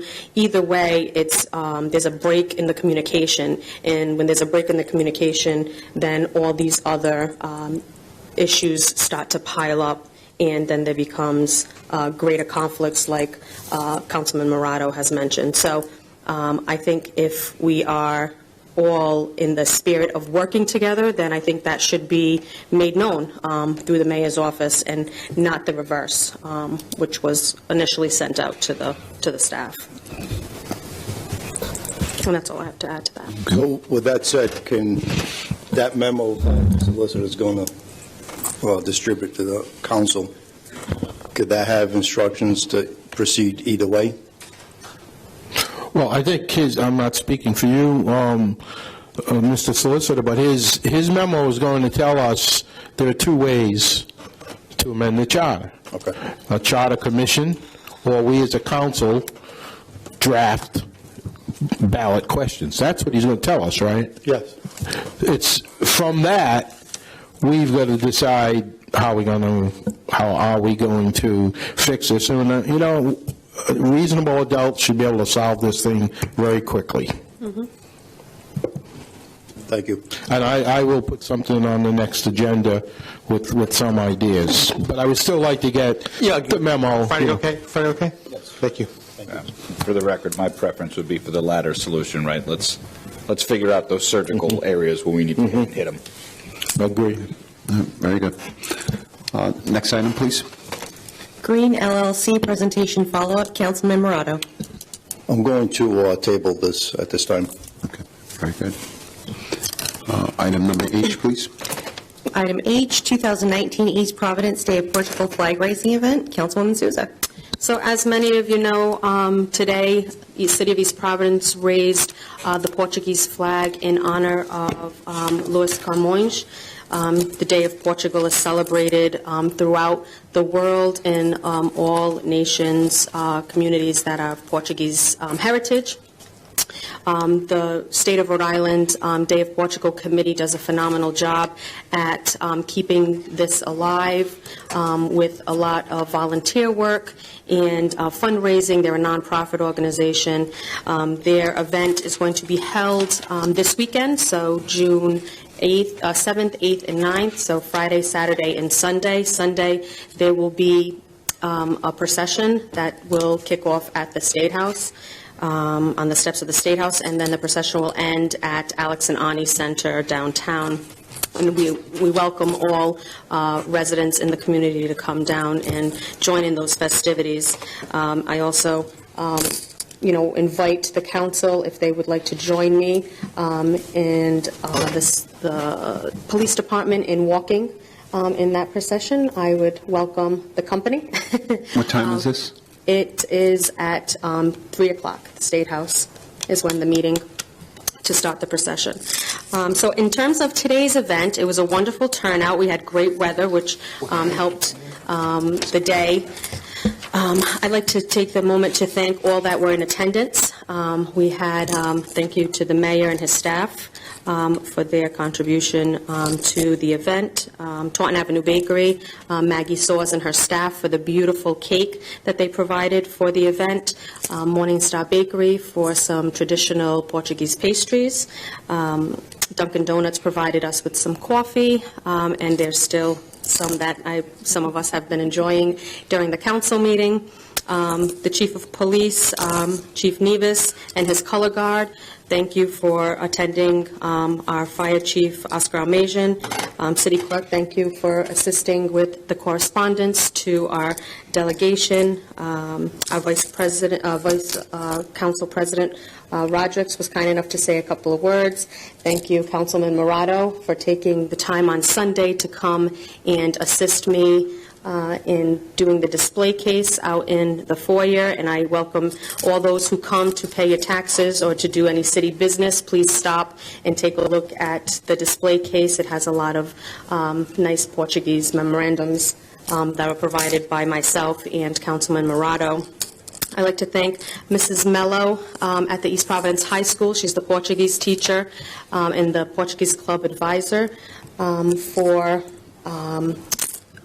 bringing her students. She had 4 juniors that came to read a poem in Portuguese at the event, which was really nice. They were 4 students from 4 different backgrounds. So we had a student that was from Lisbon. Now these are 4 students who immigrated to Rhode Island and are students at our East Providence High School. So English is actually their second language.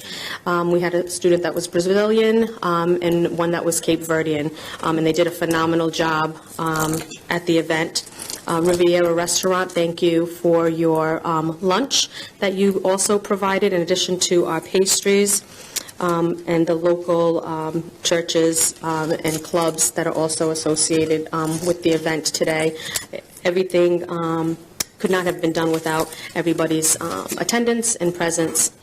So I'm thankful for that, and also to my aunt who baked some of those traditional pastries too, which she loves to do, so she was glad everybody enjoyed them.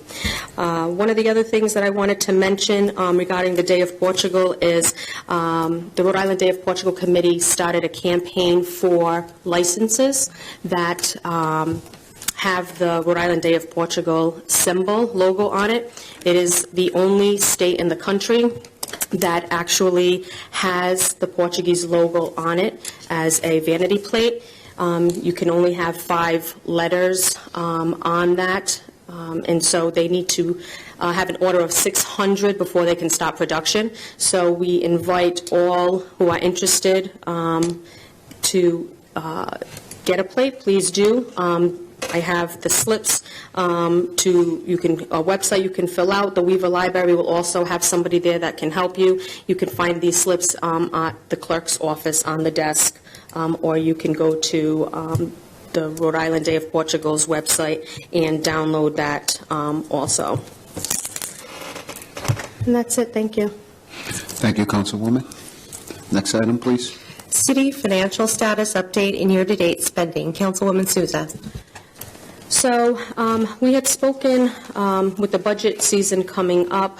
It's important, I think, that we keep abreast on where our city is financially, where departments are spending, since they're going to be presenting the budget, especially the capital funds budget, to see where it is that money is being spent, our projects still pending,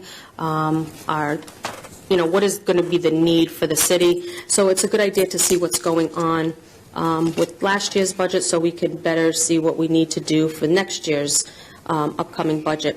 Unfortunately, again, because of email issues, I did not get in time all the files that were sent via the mayor's office, the complete package. So I only have 2 out of the 4 documents in the package, and so my review is incomplete. I'm not sure if the rest of the council received all 4 documents that were attached in theirs, but I unfortunately did not, so it's hard to have a conversation on something when you have half of the material for that conversation.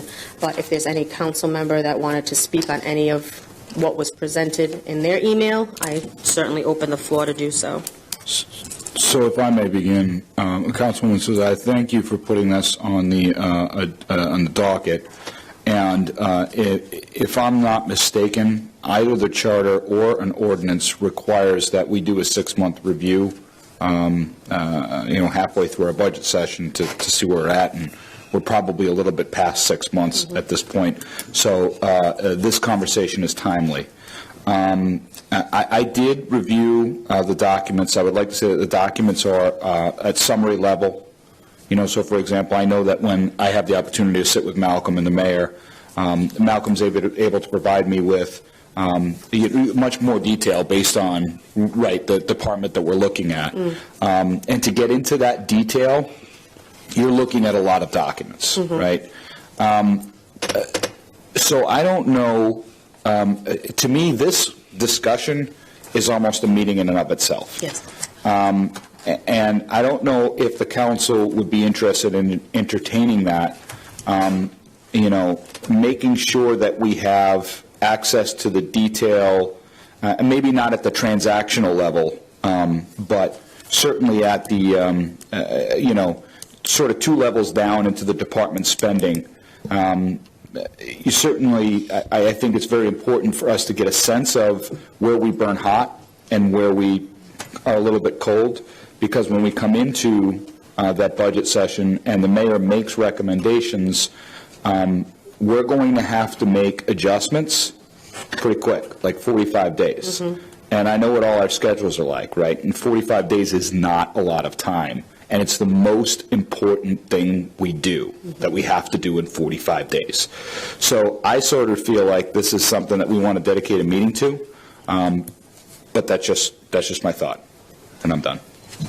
I agree. I think, and we've done this last year, because this consensus last year of the council and the last council was, we need as much time as we can to vet these things out, because again, it's a lot of money in each of these departments, and then you have our capital budget, which is in itself a large piece of the budget that needs to be looked at, because it's essentially that wish list from each of the departments in addition to what each department needs to run on an annual, day-to-day operation. So for me personally, because it is a lot of information, it's a lot of numbers, it's a lot of things to consider, there's a lot of shuffling. I like how we did last year. There was probably 4 meetings that were scheduled. I think we got to 3 of them. We didn't feel like we needed the 4th workshop because we had vetted out most of it, and I'm open to having that again. And in addition to that, it needs something that needs to be started like yesterday, because time, again, is of the essence. Then we have the summer is upon us, so with that is a decrease. We have 2 short council meetings in July, and in August we only meet once a month as opposed to the 2 for vacation purposes. So that again adds to, so we may have to schedule a couple of workshops in between that time.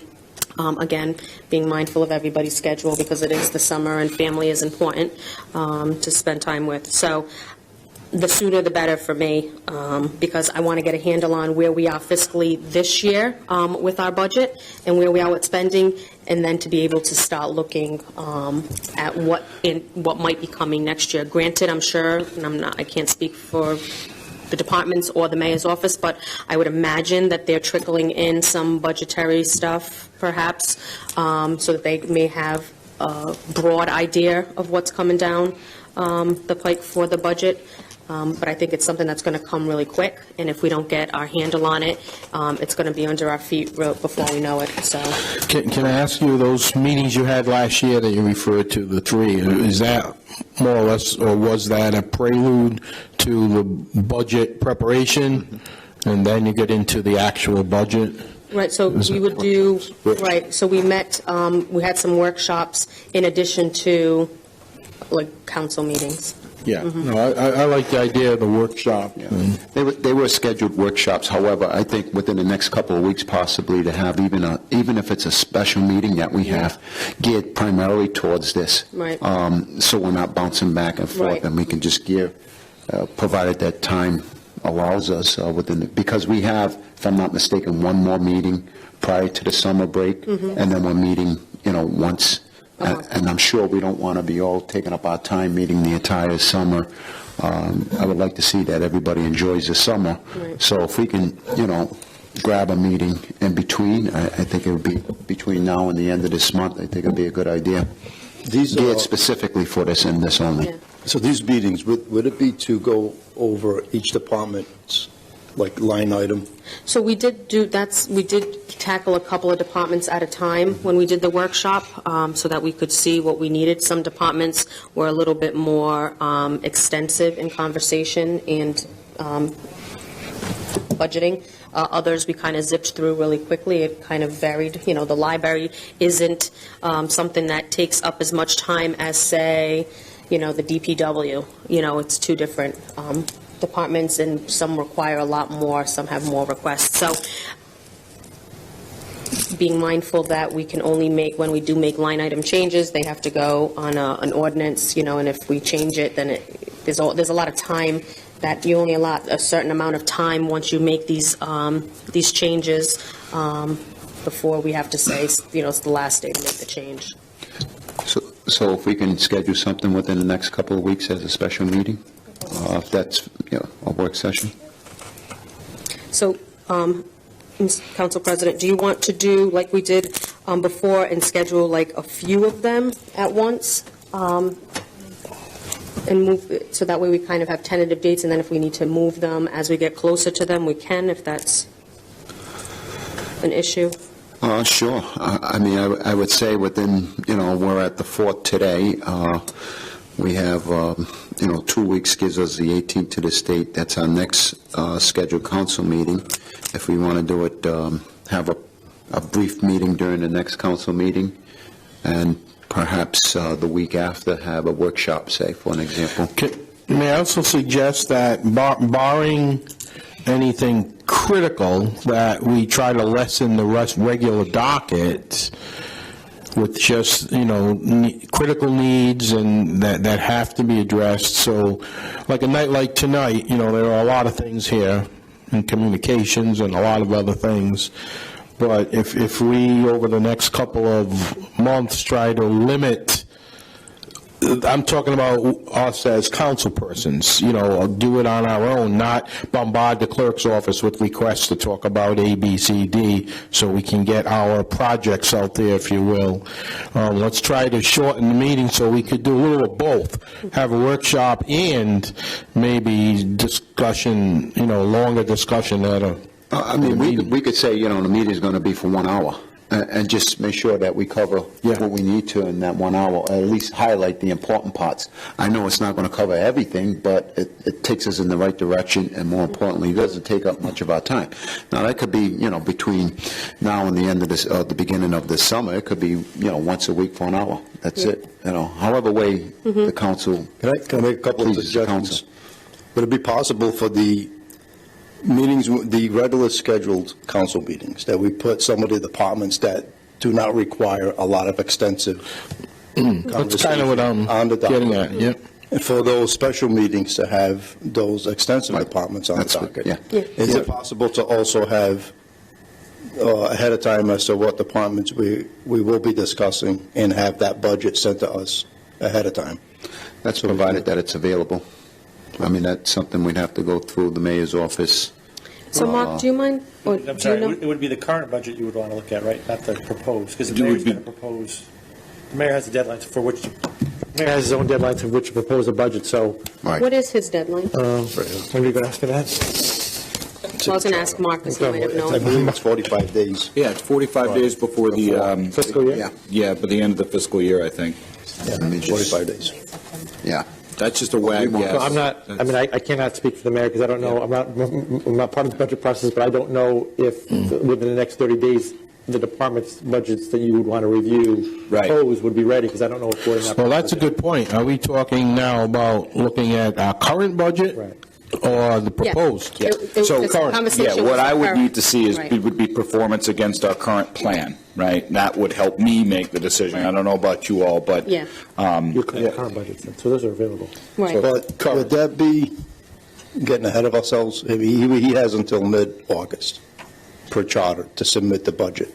If we're going to be looking at those departments, shouldn't we be looking at what has been proposed, you know, budgetary, like increases and whatnot?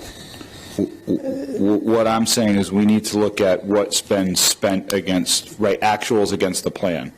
Right, so we approved the budget in November of last year. right? What did we spend against those budget lines, right? And if we went over, why, or if we're short, why, or, right? That's the kind of discussion I think we need to engage in. Right, that's And exactly what I It was... gives you an idea going forward where you Right. stand anyway, by looking at that. So looking at, that's why I had suggested this for tonight's meeting.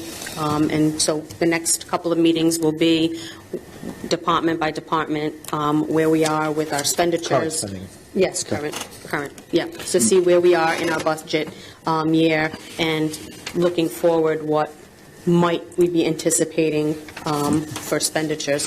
And obviously, the sooner that the mayor's office can propose a budget or a preliminary, in my opinion, it doesn't have to be the final budget, but any preliminary would be helpful for the council because, again, it is a time constraint, and I certainly don't like to be rushed when making these big-ticket items. I mean, $185 million is a lot of taxpayers' money to not be doing our due diligence. This also goes to Ms. Councilman Morato's concerns that whichever departments we're going to schedule, we need staff Right, to be here right.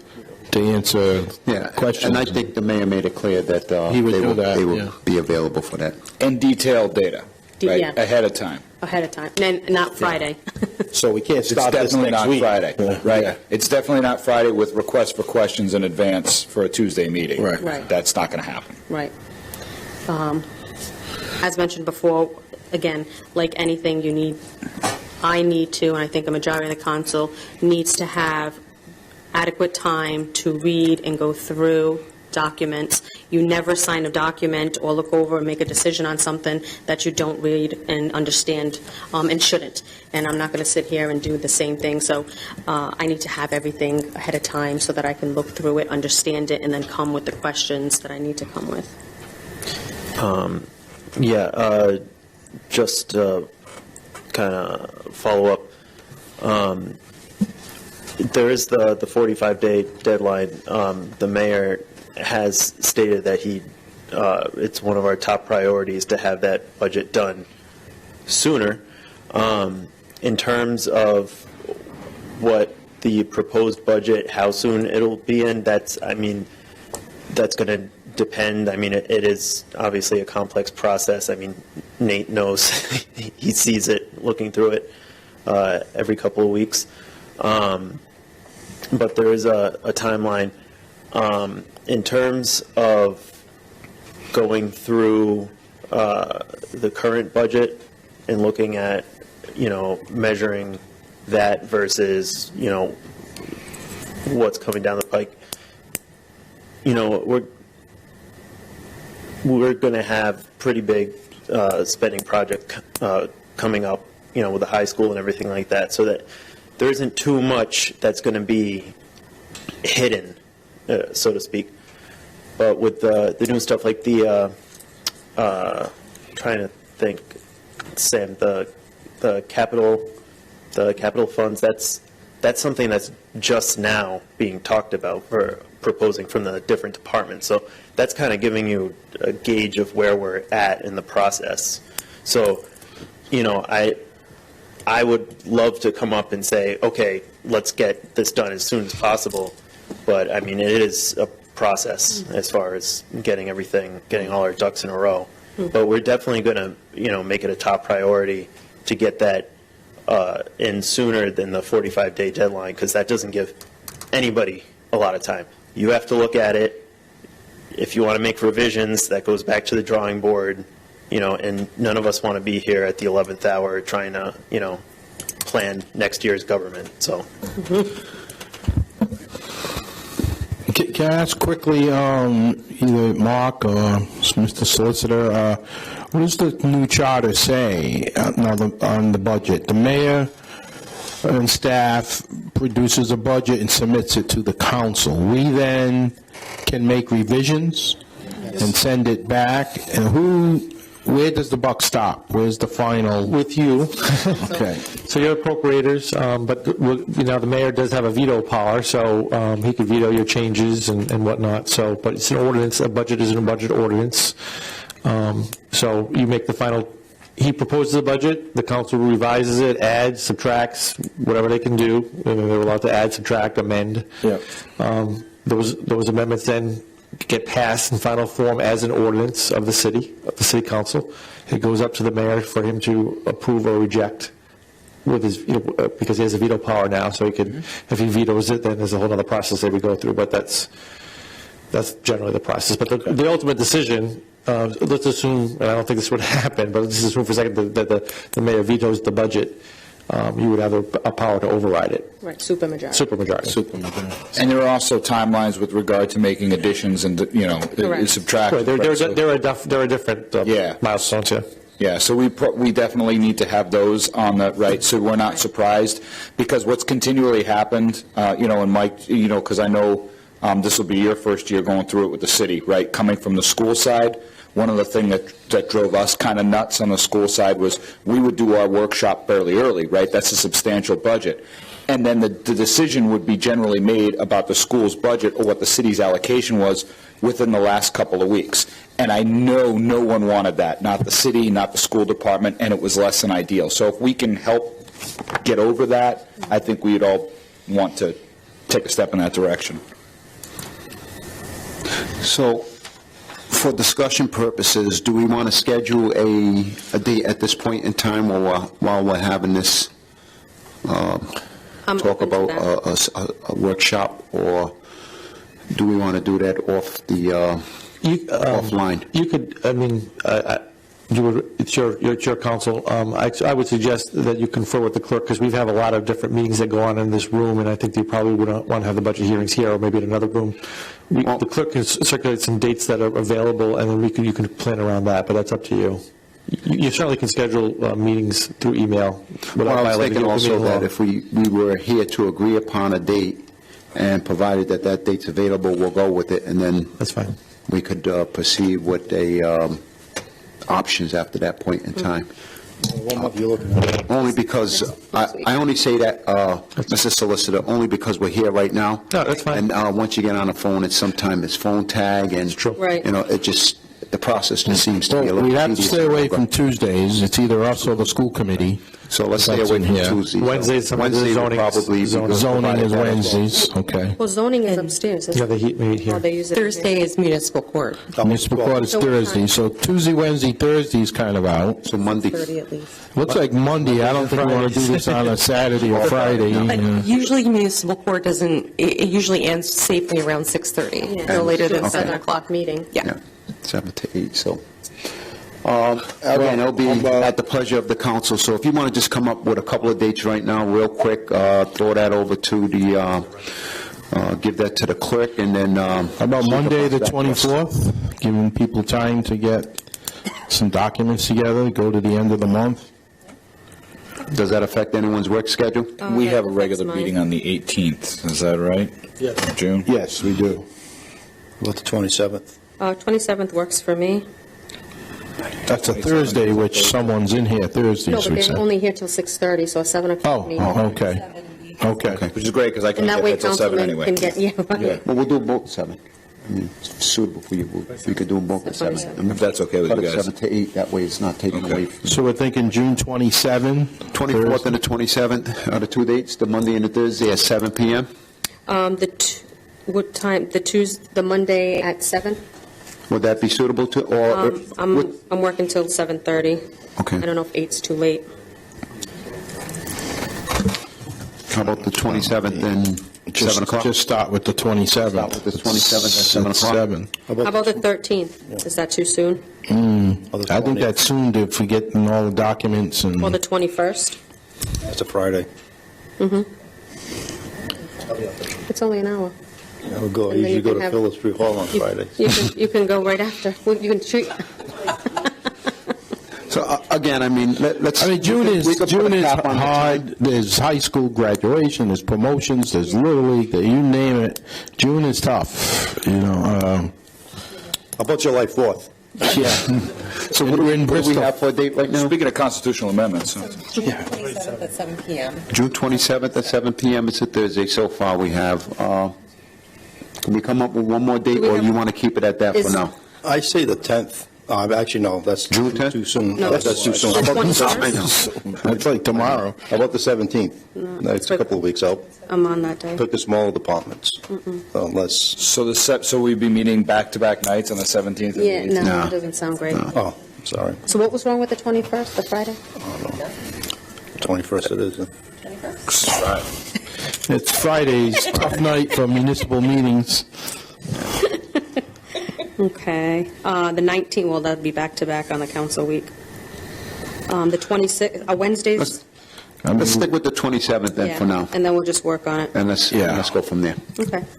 7 p.m. And that's tentative, so it's not written in stone at this point in time. We might not have all 5 members, but as long as we have majority. It's a work session, so. It's a work section. And, Okay.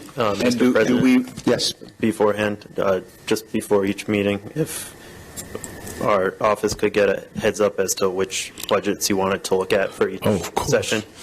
Do we want to start with the big ones, or we want to start with police, fire, DPW? I mean, Start with the big ones, because those are the ones that are going to be. So which ones would that be? Police, fire? I would say police, fire, probably DPW would be our 3, right? Assuming that we're not going to be digging into school because they're developing their own and we'll send it up. And the capital budget. Police, fire, DPW are probably our biggest. We'll do that in the Definitely next our one. biggest. Or put tentative capital budget as well. I mean, we won't hit all 3 on the same, No. for sure. But- Probably get one. Possible. Okay, very good. All right. Thank you. Just to move this meeting along, we done with this discussion? Yes, sir. Okay, so we're going to continue on to continued business. Section 8, sewer abatement process and discussion. Councilman Morado, not to steal your thunder, but... So here's what I would like to do with this. Instead of going, there's 5 items on here that I'm putting forward for discussion and to see how the rest of the council feels on the sewer abatement ordinance. This is a ordinance that's important to all of us because it affects our residents, and, when there's a complaint with a difference, whether it be the smallest dollar amount to the highest dollar amount, they complain to us. So it's very important that I get everyone's feedback. So if I could tonight, maybe grab 1 or 2 items off of this memo for discussion, so we're not here until midnight. And that's fair enough. I'm sure everyone agrees with that. What are the 2 you have? Okay, so the first one is, it could be a little complicated. So section 17-183 on the sewer ordinance, which is, actually, I'm going to have it with me. Right there.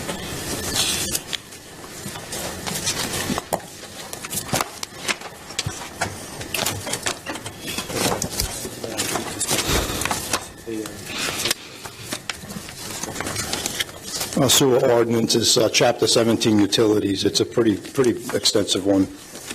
Some of the proposed language in meeting with Steve Caruto last week and our solicitor, for example, the excessive consumption must exceed the average of 3 prior years, same period consumption at the property by 33%. So what the DPW director does, he looks at the complaint. So if the resident is complaining about their April bill being higher than average, he'll go back 2 years prior for that same month of April and compare the difference and do the calculation based on 33% consumption. First of all, just to back up and reiterate, the reason why I'm looking at this ordinance, we, as a city, give out average $80,000 to $90,000 a year in sewer abatements. Some are justifiable, some are questionable, but in comparing to other municipalities, we give out way too much money in abatements. So the rationale under that, changing it from 33% to 50%, under the current ordinance, a property owner can seek an adjustment to their sewer consumption charge with the approval of the city council if there is excessive consumption that exceeds the average of 3 years prior, 33%. By increasing the excessive consumption to 50%, a homeowner would have to exceed their use by at least half in order to apply for an abatement. I'll leave that portion up to the discussion. And just as a side note, I also try to get information from other municipalities as to what they do and what their rates are, and that was very hard to get because most municipalities are on a fixed rate. So we're a little bit different as to how we calculate, and we could never go to a fixed rate because that would not work. Currently, we would be ousted. So I just want to leave that up for discussion. That 50% is just a number that we discussed, but we could leave it the same. We could increase it a little I bit. would support 50%. I think 50% is a good test, right? It's, you're not, I think we've been very generous with sewer abatements, right, as a city, and it's certainly not eliminating the abatement, but it's, being a little less generous and a little bit more conservative with our money. And then we can take a look and see what happens, based on that 50%. At least, we're moving the dial, and then we can see, observe what the change is. To me, that sounds like a reasonable change. So does it have to also be 3 years? I mean, a lot can happen in 3 years. You can have a family, you could have a household, a large household, and then 2 of your children move out and go to college, and now your consumption has decreased substantially, or vice versa. Maybe your family grew, maybe you have some in-laws or out-of-state family that moves in for a substantial amount of time, and so that changes the water usage. Well, you could buy a vacant house that's been vacant for 2 years, and then you claim, oh, look. Right. And we've seen that happen. Right, property owner, become a property owner, and there was no usage, and all of a sudden you have a full apartment complex full of tenants, and now there's there's obviously some loopholes and stuff. So I'm just wondering if maybe we want to consider, instead of a 3-year average, maybe a 1.5-year average, 18-month average, a little bit. I see what you're saying, but I believe that they go back to the month in question. Yes. The year prior. So if you're saying, I don't water my lawn in the month of November, why is my bill higher than the month of August, July and August? Mr. Kudo goes back and looks at that month in question, the year, 2 years prior. I agree, instead of 3 years prior now, Right. I agree maybe we should look at making it so that he can only go back 1 year. Right. The month in question, and then the previous year, instead of going back 2 years. If I could just comment, I think that you're looking for excessive consumption, and there will be spikes. Around the holiday, you might have more people over.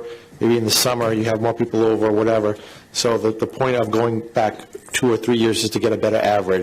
In other words, so you have a better look back. So the longer the look back period, the more realistic the fact that this is only for people who are saying that for this particular month, there's been a spike in my water usage, and I don't really know why. Obviously, if there's a spike in water usage and there's been an increased people in the house, that's not excessive use, that's normal use. This is excessive, unexplained spikes. Could people game the system and say, yeah, I had 6 people come over and sleep over for the whole summer, and the summer before I had none? I think so. Yeah, you could do that, but these are for abnormally unexplained excessive water use.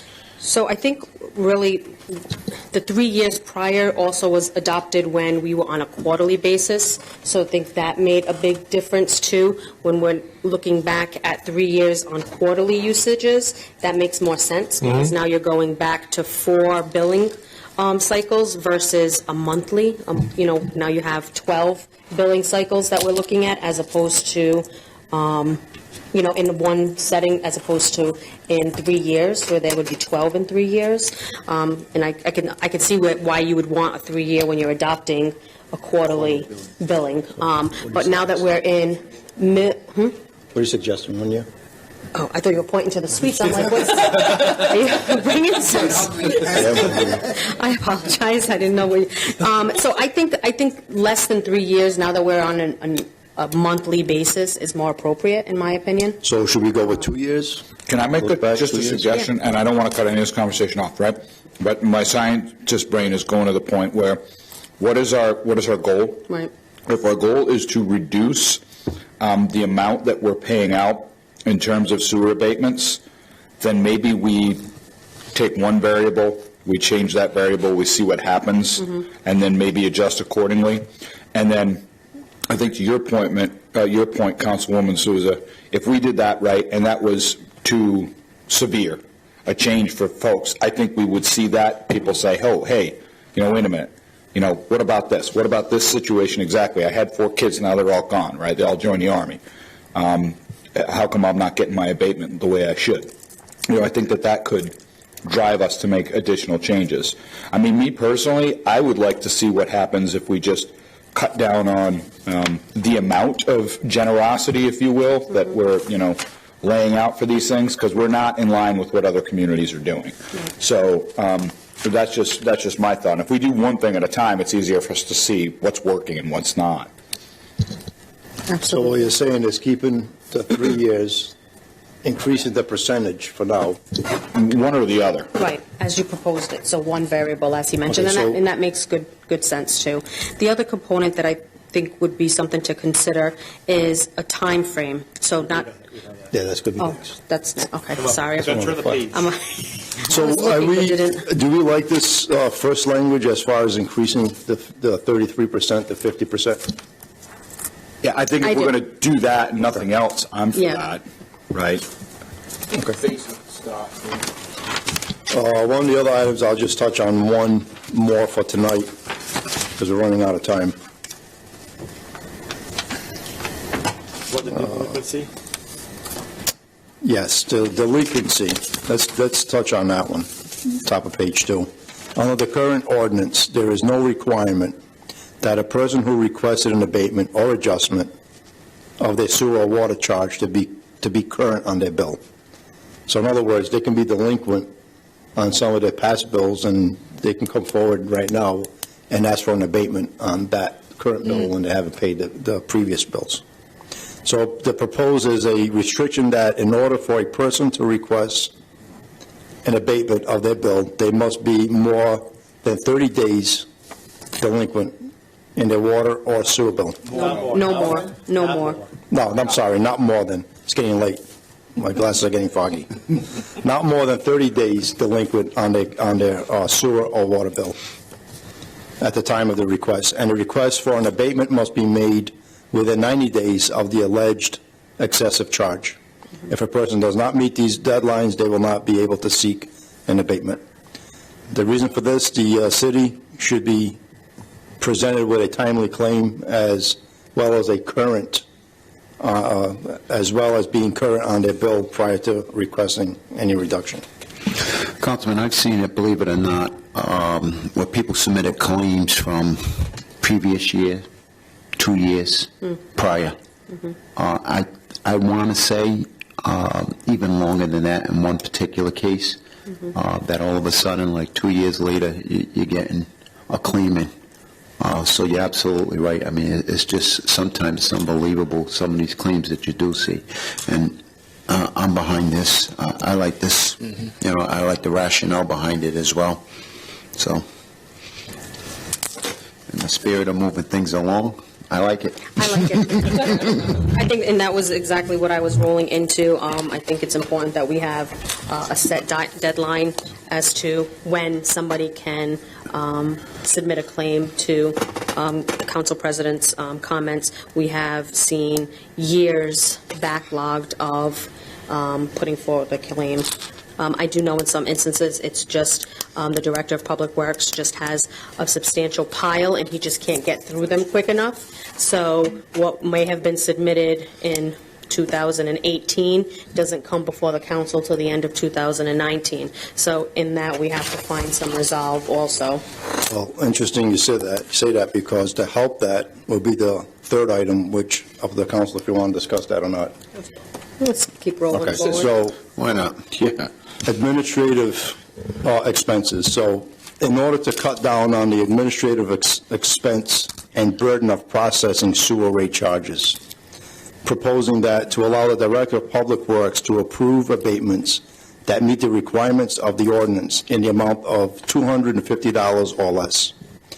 The extent that a claim for an abatement exceeds $250, that claim would still need to be approved by the City Council.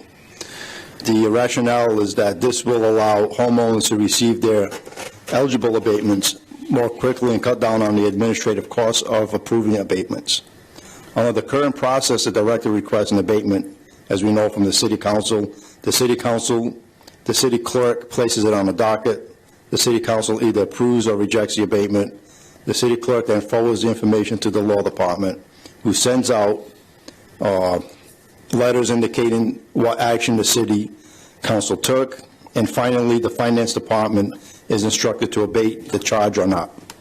Under the proposed scenario, the director of public works will have the direct ability to approve abatements of $250 or less, which would cut down on administrative expenses and speed up the constituent requests. And I can only imagine that this will alleviate, give the Director of Public Works some additional time, some free time, I would think, after going through this whole tedious process. If it's over $250, let the council handle it, So all he has to do is look at the dollar amount and just pass it along. So you see the clerk and myself are smiling on this because we spend a lot of time in our office dealing with these abatements. Believe it or not, it's a lot of paperwork that gets generated between the clerk's office, my office, and the finance department. For instance, you approve an abatement or about to have a report on an abatement of $12. That $12 abatement could have been approved by the director without wasting your time before the council meeting as well.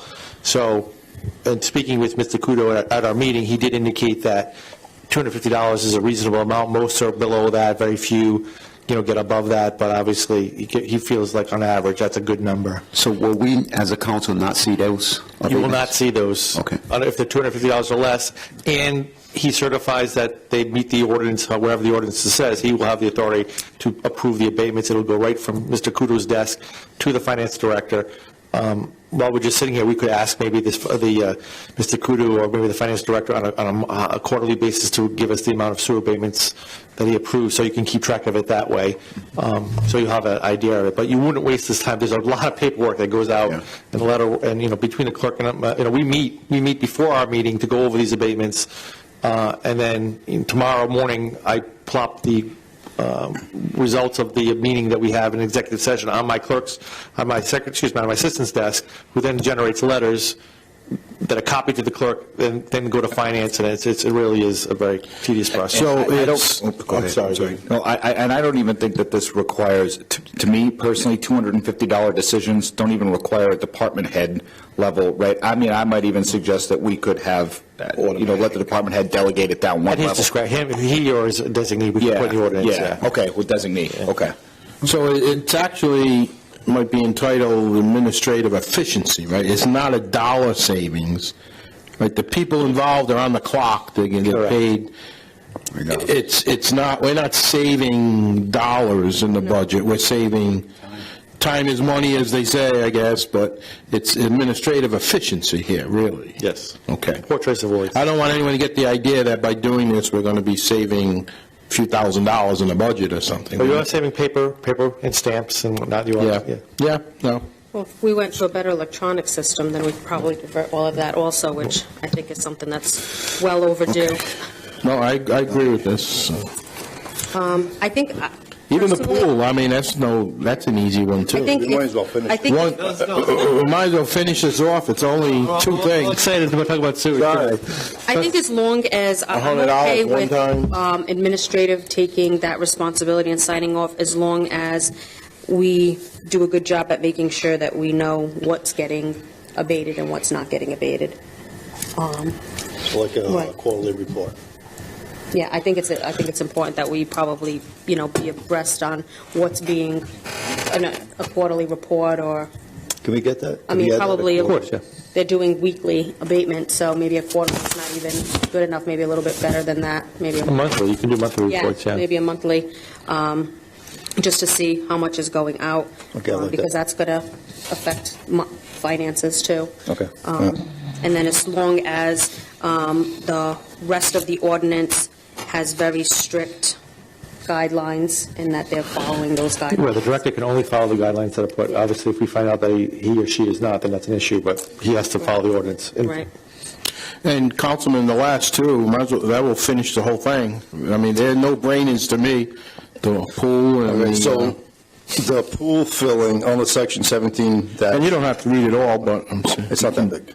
give it The a, city currently allows a one-time reduction of sewer charge in the amount of $30, and I believe that language contradicted itself, correct? I think there was something not, there was, the $30 was an old piece of language, but anyways, we allowed a sewer abatement charge at one time, $30 for filling those swimming pools, provided that the homeowner can meet the requirements of the ordinance. I propose that to increase the reduction from $30 to $100, and the rationale for that is, but this reflects the current and actual costs of the sewer usage. The proposed amendment will allow for a one-time credit of $100 or a liner repair for a new install or a complete liner repair upon the submission of verification that a liner has been repaired or replaced requiring the additional filling of a swimming pool. So that's what we currently pay out anyways, according to the ordinance, which has to be an 18-round size swimming pool or larger, and I believe 8,000 gallons or more. So we're just streamlining and cleaning this section up where it's a one-time abatement for a brand-new install with the proper documentation, or a complete liner replacement with the proper documentation. So we're not paying $80 here or $150 there. It's a one-time abatement. That's a fixed charge, fixed rate. Okay. And the last one is homeowner's responsibility. So finally, propose to include any and all requests for sewer. Exclude. I'm sorry, exclude. This ink is a little worn out here. No excuses, just We're going on the 10 o'clock hour right For now. sewer so- abatement charges regarding the use of water associated with leaking toilets, faucets, broken pipes, or irrigation systems. Under the proposal, a homeowner who seeks an abatement based upon leaking water would not be permitted by the DPW director or the city council. This just speaks of homeowner responsibility. You know, have your outside faucet turned off prior to the cold months where it's going to freeze. A water line in the garage where you know it's not heated, so on and so forth. If you know your toilet's leaking, repair it. That's just homeowner responsibilities. That is what pretty much every municipality around us, that's what they do. And I think we should be on the same page as far as that goes. all right, yeah, wasting water is good for nobody. Yeah. Thank you, sir. Any other further discussion on this matter before we move on? So this will come back to us in a resolution. Ordinance. This is from ordinance form, yep, two Ordinance passages. form, Yep. okay. Thank you. So that concludes the continued business on the sewer abatement process and discussion. Hey, Council President, I just want to thank Councilman Murata on his hard work on his ordinance. He did spend a lot of time and gave the law department a lot of information from other communities, which aided in our discussion. So thank you, Councilman Murata. Thank you, Councilman. Yes, agree. Move right along to new business, reports of other city official. Mr. Solicitor, would you like to take the lead on this, please? Yes, thank you. Madam Clerk, members of the City Council, Council President, at 6:30, the Claims Committee met, the City Council met to discuss new claims. First of all, on the items on the agenda, litigation Gianova Development versus the City of East Providence, and the litigation of Brian Faria versus the City of East Providence. No action was taken other than a status update. The City Council discussed new claims listed as Zeus and Morgina Beltry and Marvin and Novarsky. By unanimous vote, the first claim of Mr. and Mrs. Beltry was sent to the Rhode Island Local Trust, the city's insurance carrier. The claim of Marvin Novarsky of amount of $95 was denied based upon a recommendation of the Director of Public Works.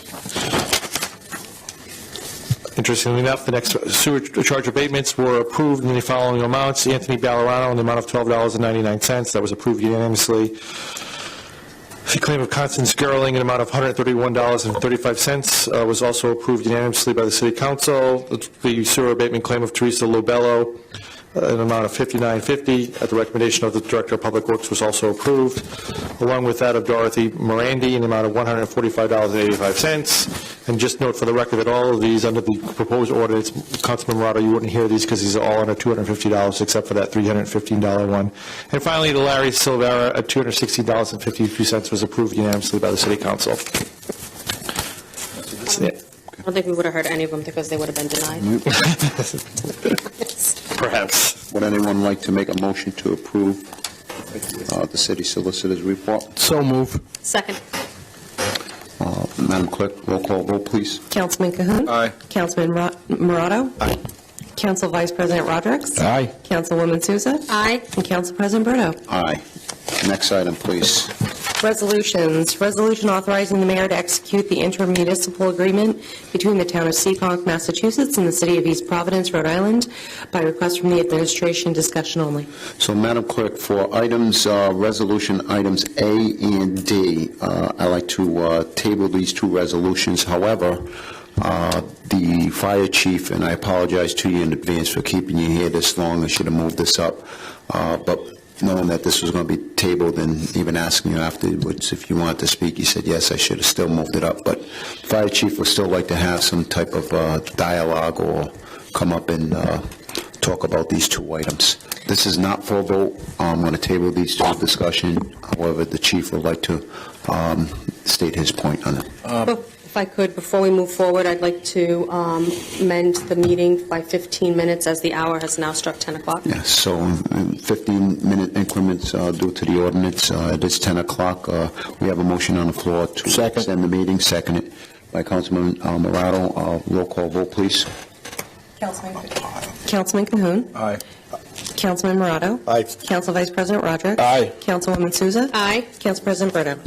Aye. Please, Chief, you may proceed.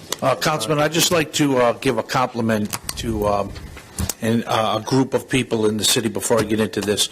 Saturday, I attended the honor flight, as I have not missed one since we've played it at our band. And this was a special one because Officer Doug Borden and Athletic Director Greg Amori accompanied 50 students from the Seekonk High School. And it's a very moving thing that our band, we play, and as the veterans from World War II and the Korean War come into the airport, we play, and then we go upstairs and we march them to their gate. Well, Saturday, and I know in today's society, kids get labeled for one stereotype, but this group of students was, if you had to see the heartfelt meaning of what these students did and stood for. There were 12 World War II veterans, there were 12 Korean War veterans, and there were several Vietnam War veterans. And to have a Korean War veteran that's approximately 85, 88 years old, and have a tear in his eye because he couldn't understand why these students were clapping for him, I'm going to tell you something. We're pretty proud of our students. They did a great job, and they should be commended. Their parents should be commended.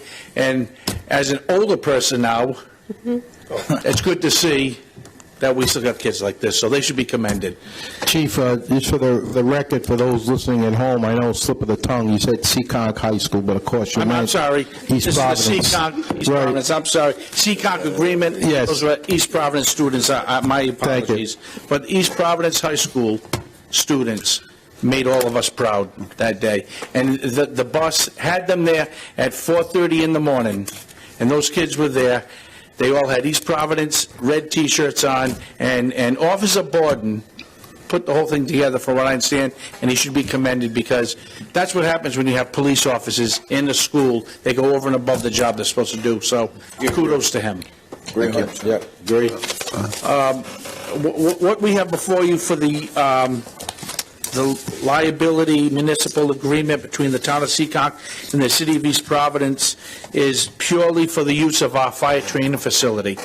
Back about a year ago, I sat on their interview panel to promote a deputy chief for their department, and I heard that, they wanted some extensive training, and our department does a lot of mutual aid with them, so I said we should get them to our facility and do some interdepartment training. But I also thought that we should be covering the city with a liability agreement, and that's what you have before you. So I don't know how you would like to proceed for the next meeting, but before we have them do training at our facility, I do think that we should cover ourselves with this. Members of the City Council, one of the things that is required, not required, but one of the things that the city has coverage under the Roll-on Trust policy is that any liability that we assume as a result of a contract. So this is why this contract would basically allow another individual to come, another town to come in and use our facilities, and even though it's another town, the contract would basically, the contract would trigger the insurance coverage to protect our own interests as well as the other side. So that's why we do this.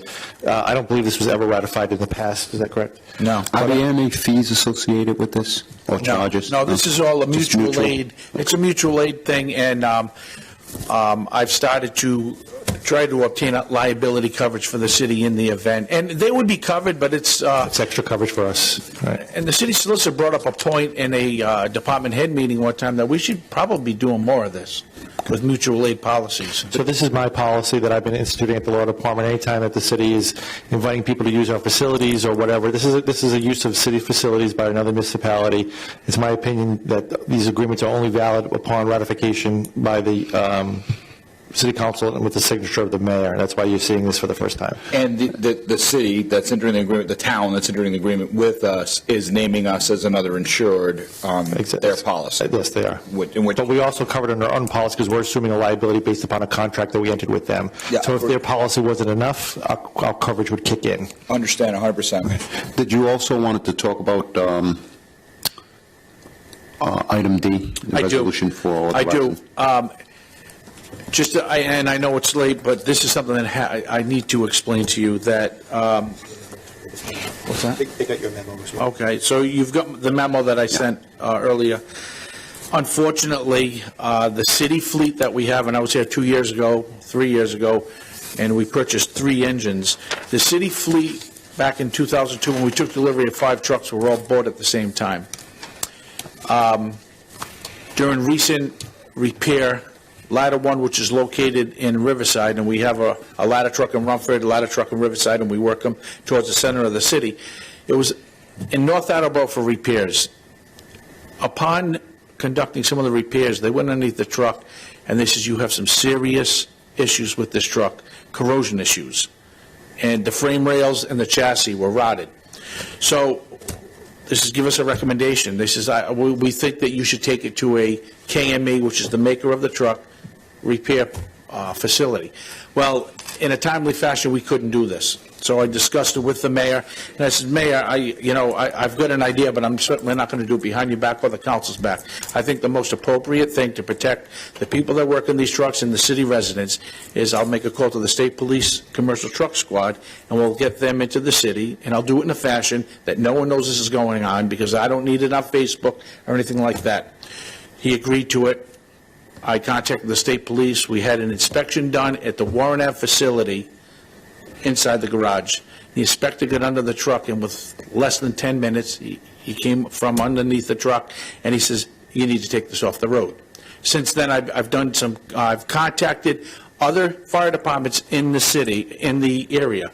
The town of Paxton's got a truck similar to this, same problem. Town of Hooksett in New Hampshire, the same problem. Unfortunately, we cannot go after the manufacturer because when we took delivery of the trucks, we had great issues at the time of delivery.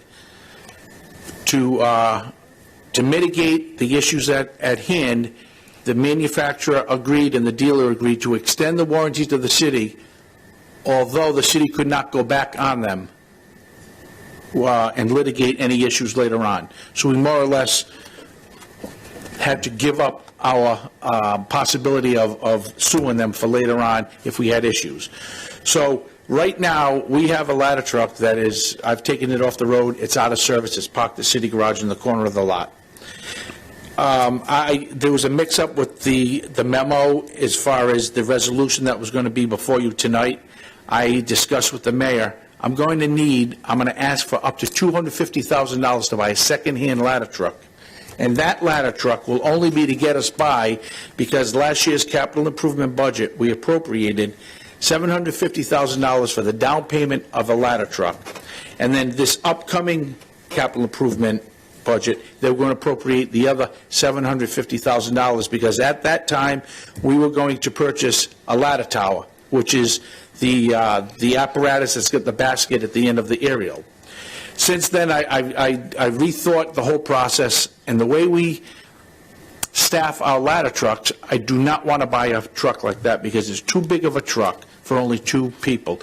If you're not going to staff it with 4 personnel, don't waste the money on it. So we dialed it back a little bit, and I went back to basics. I priced out a regular ladder truck. I'm not even going to get it pre-piped, which means you'll see the waterway at the end of the ladder, and it's already pre-piped so that when you hook the hose to the side of the truck or the rear of the hose, water comes out the end of the aerial. I'm not even going that route. We're going to go back to basics like we had many, many years ago, because I'm trying to reduce future repair costs and maintenance costs for the city.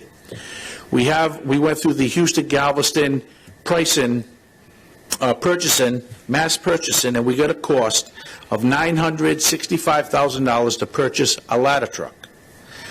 The thing of it is, it's going to take 14 months. Once the council approves the purchase of a new ladder truck, it takes 14 months to purchase a new ladder truck. We need a truck right now. So with the appropriation that I'm asking for, and we're looking at trucks 30, 50,000. We saw one for 250, but I need something that's going to last us 1 year.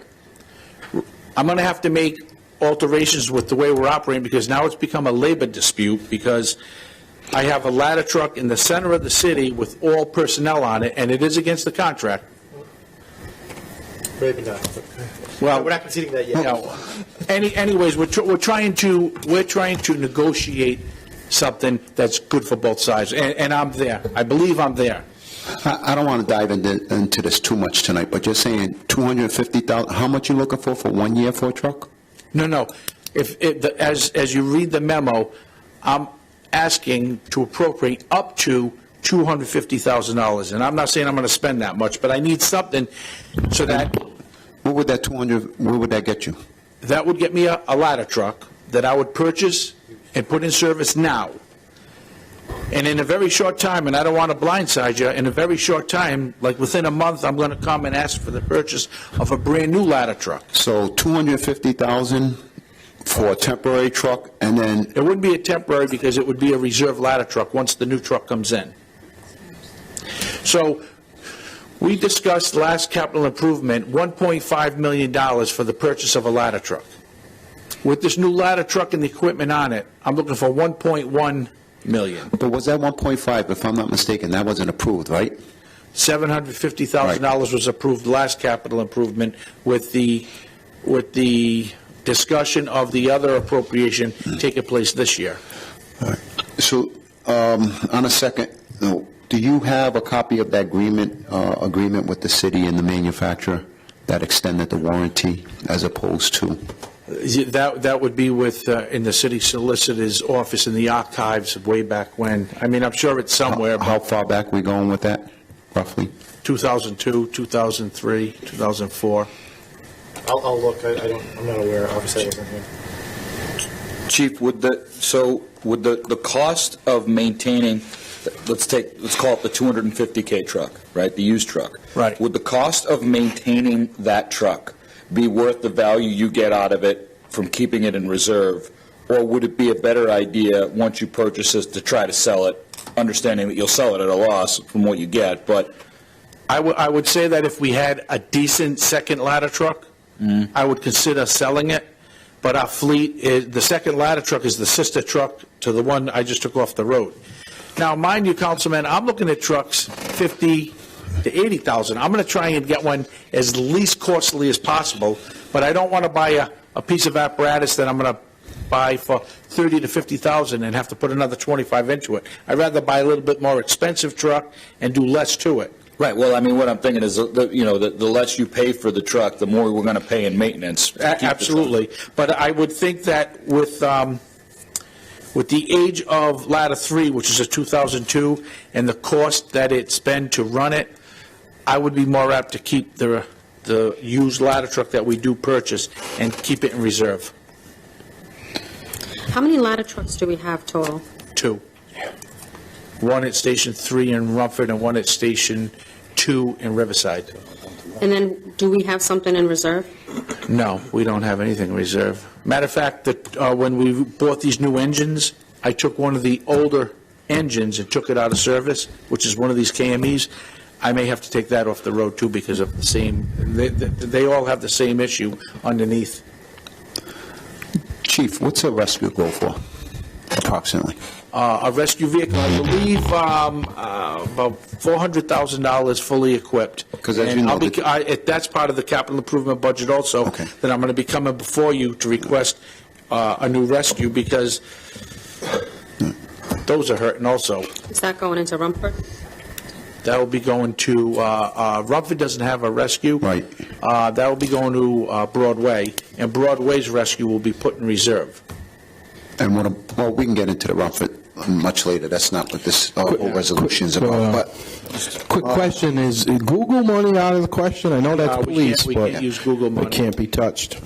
No. Mr. President, may I move to extend the curfew for the meeting by 15 minutes? Yeah, and I again, this is just only discussion. I saw don't this think we discussion, need but to. I need to emphasize to you, and I don't want theatrics, I don't want to be drama, but we need a used ladder. We're only operating with one ladder truck, and here's the problem. Because of the condition of ladder 1, I haven't been able to get ladder 3 inspected or ladder tested. So once that goes out of service, we've already been time in the city with no ladder trucks. And I hear what you're saying, and I appreciate that. However, going forward, Mr. Solicitor, when a department head is in need of something, they shouldn't come to us on the 11th hour to have us push something through that really for that amount of money. With all due respect, Councilman, and I'm not saying, and this was something that no one. But I mean, this happened, and not with your department in general. I'm just saying in general. I've noticed that lately when something needs to get through, it's on that 11th hour, and it has to get done, and we need X amount of dollars for it. And I don't like to work or operate that way. I hear what you're saying. I got to say, I've been doing this for many years. This is a product of, and it's no reflection on this council, kicking the can down the road. This is crisis management. Right. But what I don't want to see going forward, at least for the next 3.5 years, is people or department heads or whomever it may be, that there's always a crisis management, that we need something tomorrow. Because an emergency, or how's that old saying go, an emergency, excuse me. Lack of vision on your part doesn't constitute emergency here in the council. And again, Chief, this is not directed towards you. Listen, Councilman, but I just don't want to be put in situations where now people are going to stop following the lead and coming up and saying, no, I understand. Okay, we need now going forward. We need, and it's an emergency, and we have to Mr. President, I would submit that the city, kind of bought this risk when we said we'll trade our rights to come back and sue you for the warranty. And that's why I'm not saying whatever it did. And that's why I'm not accusing the chief of this or his department. I understand what the boat you're in. Probably please understand. No, I understand where you're coming from, because we've had discussions about this, but I just don't want going forward this to be a precedent that now everything's an emergency. I can't see us operating that way, because we budget money for a reason, and now just all it does is take away from somewhere else that we had planned on moving forward with another project. So what would the process be here then? What does he do to? Well, I mean, get us to fix this. I mean, it sounds like a legitimate need. I'm not saying it's. I'm not saying. No, I know it's you're not. saying, I'm just but saying, other precedent in the future. I mean, we have to. At least we have time to really look into this, to consider this, to read into this more. I didn't have time to really look into this, to be quite honest with you and quite frank. And more importantly, I'm just getting your memorandum tonight, and we all did. But right? we need time to to absorb all of this. Okay, what I'm for the gonna amount of ask money that you're asking. I'll probably. And this be isn't the on next full vote. docket. It's not on full vote right now, so, and that's why I said, if you wanted to briefly, because I don't want to rehash this. If it is on the next council docket, that I don't want to have this long, extensive conversation because we're having it tonight to extend the next meeting. We know, and we can look into this and vent it more in a proper manner. Can I just ask you a question? You're saying that first of all, this ladder truck would be kind of like a Band-Aid to carry. The used truck? Yes, the one that you're looking to purchase. No, this now will be a would frontline piece for now, for at least, about probably a year and a half. And it's the purchase of this truck could be up to 250. Yeah, he made. Would it be possible to get a accurate estimate of, yep, we're going to buy this ladder truck at this amount of money? Excuse me one moment before you answer that question, because we have a motion on the floor to extend the meeting an additional 15 more minutes. Councilman Cahoon made that motion. I'll Would anyone second. like to second? Okay, can we have a roll call vote? Councilman Cahoon? Aye. Councilman Morato? Aye. Council Vice President Rodrick? Aye. Councilwoman Souza? Aye. And Council President Brito? Aye. Here's the problem with that, Councilman. If you want me to do that, and I call up a municipality or a brokering firm for a fire apparatus and say, I want that, and I put a bid on it, they're going to call me up and say, hey, listen, I got someone else who's going to give me $5,000 more for that. Okay. You act now or later.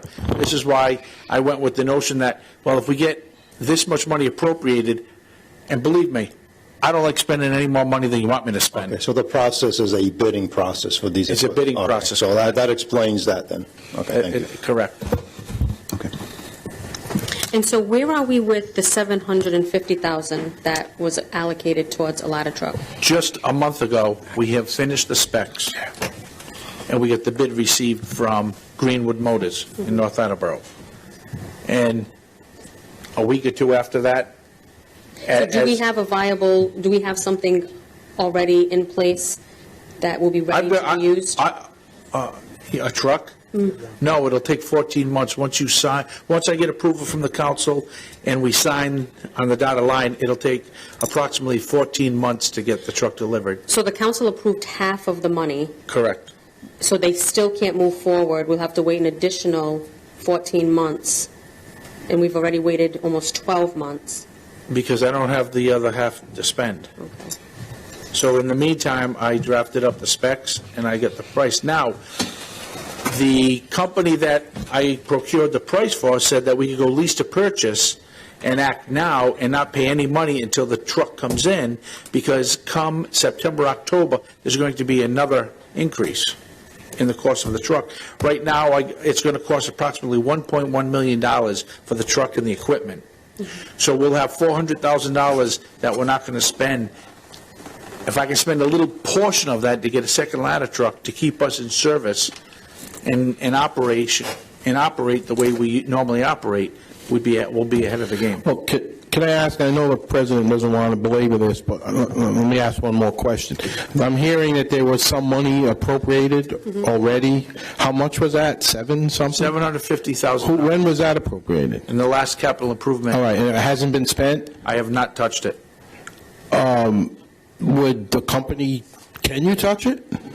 The company is willing with the. But before you get to the company, the money was appropriated. Where is that money now? It's sitting. It's in an account. Yes. Okay. Yes. Who can access it? Can you access it, or do you need approval? No. I need approval. We need approval. Okay, so we could approve, that money's already been appropriated. Yes. Would the company take that money as a down payment on the new truck? Yes, they will. Why is that a problem for us? Because this happened. Well, I know, but I mean, why can't we? There's no guarantee that you're going to appropriate the next $750,000 That's to right. finish the purchase of the It truck. won't cover the full cost of the truck. But you just said that the full cost today would be 1.1, not 1.5 that you That's asked right. for. But I only have $750,000. Well, I'm sure in the next budget, we So it'll could be try the to difference. get that balance. I mean, Well, 400,000 is a big Right, difference. he's got three. So if saying that you wanted 1.5 versus 1.1 Yes. probably could have made a difference. And that's something I was going to bring before the council the next meeting, but I've got this issue now that I have to address, which I was figuring taking the money for the secondhand truck from the $750,000. Now, I'm assuming the trucks get serviced or inspected yearly, correct? They do. So how in a year did we go from a functioning, no-problem truck to a seriously take you off the road corroded vehicle? Because the repairs that were going to be conducted got that truck up in the air and showed things that a year ago it didn't. And I have pictures of the town of Paxton's truck. That's not nearly half of the condition that our truck is in. And it's a 2002. I've got pictures right here, and I do not want to make this any later than what you want. So I've got pictures right here that'll, it's pathetic. So, Chief, we got into the next meeting. Let us dive into this further. How would you like me to proceed so I can expedite whatever I need to do for you? Well, I don't think you can do anything until a vote is passed, if I'm not mistaken, right? I think he's asking if you want information from him between now and then, how do you want him to get that information to you? Well, I mean, we have the memorandum of yours, and if you want to supply us at a later date, the pictures that you have that you want to show us tonight, because it's only four, we'll have to pass it And around. You could just send it to us in an email If possible, attachment. through your office, Mike, if we could do a secondhand truck and also approve the purchase of the new ladder truck. This way, See, it expedites that's my why job. I'm going to really need to look into this, because now you're looking at, we went from one truck to two trucks, right? Well, I think because at the end of the day, they're still seeking the brand-new truck and need a backup truck until we get the brand. And my delivery system is, I need to get the delivery system of the fire department to serve the city the way we normally serve it. Okay. All right. That new truck takes quite a bit of time. 14 months.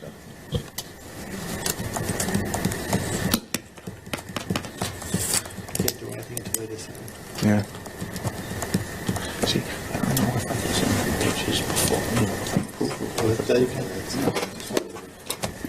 I send them through you? Chief, one thing that I would like to see if you could look into, and if it's possible, great. If not, I know that the Air Force depots trucks from time to time, the Air National Guard. I figured you probably already figured that out. We've been doing that. Military Okay. surplus, we're all over that. Okay, and I imagine, anywhere from here down the East Coast is probably in your wheelhouse somehow, but... I just purchased meters from the military surplus. I purchased the brush truck in Riverside through that. I got the heavy haul. I mean, we've done very well with that. Yep, okay. So In addition to any information that you would like to submit that pertains to this deal, could you also submit an inventory of your vehicles throughout the city for me? I've done, I can get that because I've done that. Yeah. Yep, yes, I will certainly get that through you. And I will send the pictures that I have to the city solicitor, and he'll get them to you. Just in closing, to be fair to you, Chief, you've been telling officials about this problem for some time, I take it. This isn't tonight the first time you are. I know there are other areas maybe that we're just getting informed from, but in your instance, this is not a surprise to you. Well, the chassis, if I'm not mistaken, when he had the vehicle inspected, the chassis is a surprise. The situation with this truck is, this is immediate, this just come on us. But as far as a positive replacement program, I've been trying to advocate that to the city. See, I'm just trying to get... Yeah. Oh, no, we know something. Oh, definitely not. Okay. All set? All right, so that I understand, the next council meeting... I'll be in touch. All right, but you want me to submit to the city clerk 2 items, the purchase of a used ladder truck, so that I understand you correctly, and there's no redundancy, so the purchase of a second-hand ladder truck, along with the appropriation and approval for the purchase of a new ladder truck. But this resolution that was just, again, I hate to go back The resolution that you have on today Yes. was not to purchase a used truck, if I'm not mistaken. Okay, I don't know what happened. There was a miscommunication. Okay. So I'm sorry, can you say that again? Because I didn't hear The you. resolution that's on here right now is not to purchase a new truck and... No. Okay. So let me clarify. I think, sorry. There was $750,000 appropriated for the last council for capital improvement. Right. Earmarked for a new truck. Mm-hmm. I felt that because it was earmarked for a new truck, that the chief could not spend that money or change the purpose for which that money was earmarked unless he came back before this council. So he's asking to take, of that $750,000 was earmarked for a new truck, to take $250,000 of it to purchase a used truck. That's what the authority he is seeking tonight, or the resolution that was proposed, leaving the balance for whatever purpose. I guess the chief's purpose now is to keep that balance of 250 minus 750 minus 250 and put that into a kitty account, assuming that in the next budget cycle that there'll be enough revenue available that you can appropriate $750,000 to buy a new truck as well. Okay. So that's right. So the only reason why we're here tonight is because there's been a change in the allocation of the $750,000, which was done by the previous council. I'm trying to respect the act of the council because I don't believe that anybody can change an appropriation without coming back to you. That's what I'm doing. So speaking just for this member of the council, I'm not speaking for the entire council, if we put that into a resolution for the next one, I will sponsor it, Chief. For the used truck? Yes, for the used truck. I will sponsor it. You would sponsor the resolution that's before you tonight? Yes. Okay. Thank you for that clarification, because I... Okay, so you want to take care of that, Yes. Councilman? Yes. Mike, you will And then help me I'll with the discuss drafting with- of that resolution? Okay. I'm sorry. You will assist me with the drafting of that resolution. I assume it's pretty much what we're looking at right now. And I want to apologize to the council because I don't want anyone to think that the law department or the mayor's office did something or was trying to do something. This was presented to us as an emergency at a staff meeting. He talked about the allocation of the money that was there. We talked to Paul Luba and indicated what the purpose of that money was. I'm the person who said, you've got to go back to the council because you are changing the purpose for what you did. And when my staff put the resolution together, they asked me, who do you want to sponsor this? I said, well, put it by the request of administration, and I just defaulted to the council president. As a council president, that's what I just did. I defaulted to them. So I will take the blame for if there's not been a good explanation as to what happened here. But I did feel that it was cut, based upon my meetings with the chief and the mayor, we felt it was somewhat of an emergency, that's all. I understand. But I certainly appreciate the council's willingness to stall and that's, I don't mean stall. I was gonna say, that's not a good That's not a good word. Speaking for the ward where that I'm sorry, fire it's truck is 10:30, I'm losing located, I'm willing to sponsor it. Thank you. I appreciate the concern of the council wanting more information as to that, and that's all this is. Yep. Takes one catastrophe in the city, one life to be lost. I don't, And this will be a it's not my problem, intent to come and play that card with you, but it's I have a responsibility to you to let you know the condition of the apparatus and what we should be doing with it. Okay. Thank you, Chief. Okay. All right. Make a motion to adjourn. Oh, to adjourn? Second? You want to? Did we get through everything? No, we didn't. I thought I thought you went through, There's a resolution on here to support proposed legislation allowing the Heritage Harbor Right, then- Foundation. I take back the second. Well, then can I make a motion to extend the meeting Yes. again for another 15 more minutes? Gotcha.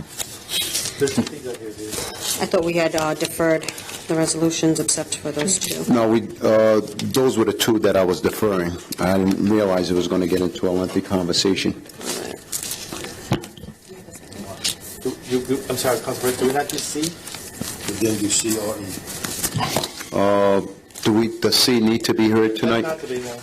But E does need to be heard tonight. Based upon the legislation? Yes. So that's the only reason why it's pushed for tonight. So we could defer C to the next meeting, resolution. Okay. And currently, we have the final resolution in support proposed legislation allowing the Heritage Harbor Foundation permanent exemption from taxation. And so we have a motion prior to any discussion on this resolution. We have a motion on the floor to extend the meeting an additional 15 minutes. Yes. Seconded by Councilman Cahoon. Roll call vote. And hopefully we can conclude this in a matter of a couple of minutes. Councilman Cahoon. Aye. Councilman Morato. Aye. Council Vice President Rodrick. Aye. Councilwoman Souza. Aye. Council President Brito. Aye. Before we get into any discussion, I am going to move to approve the resolution in support of this proposed legislation. I'm not crazy about this. I think that this is something that we've shown other entities in the same boat. Fully understand this is not an ideal situation, but I think that in the interest of fairness and consistency, I don't see any other path forward for this particular. So I move to approve, and I'm willing to accept whatever the council votes. So prior to us getting to any discussion, any other council member have any objections or approval that they would like prior to a vote? I'd like to just keep this out for a discussion at this point in time. I'd second it for the purpose of discussion. I think we have to second it, right, to discuss it.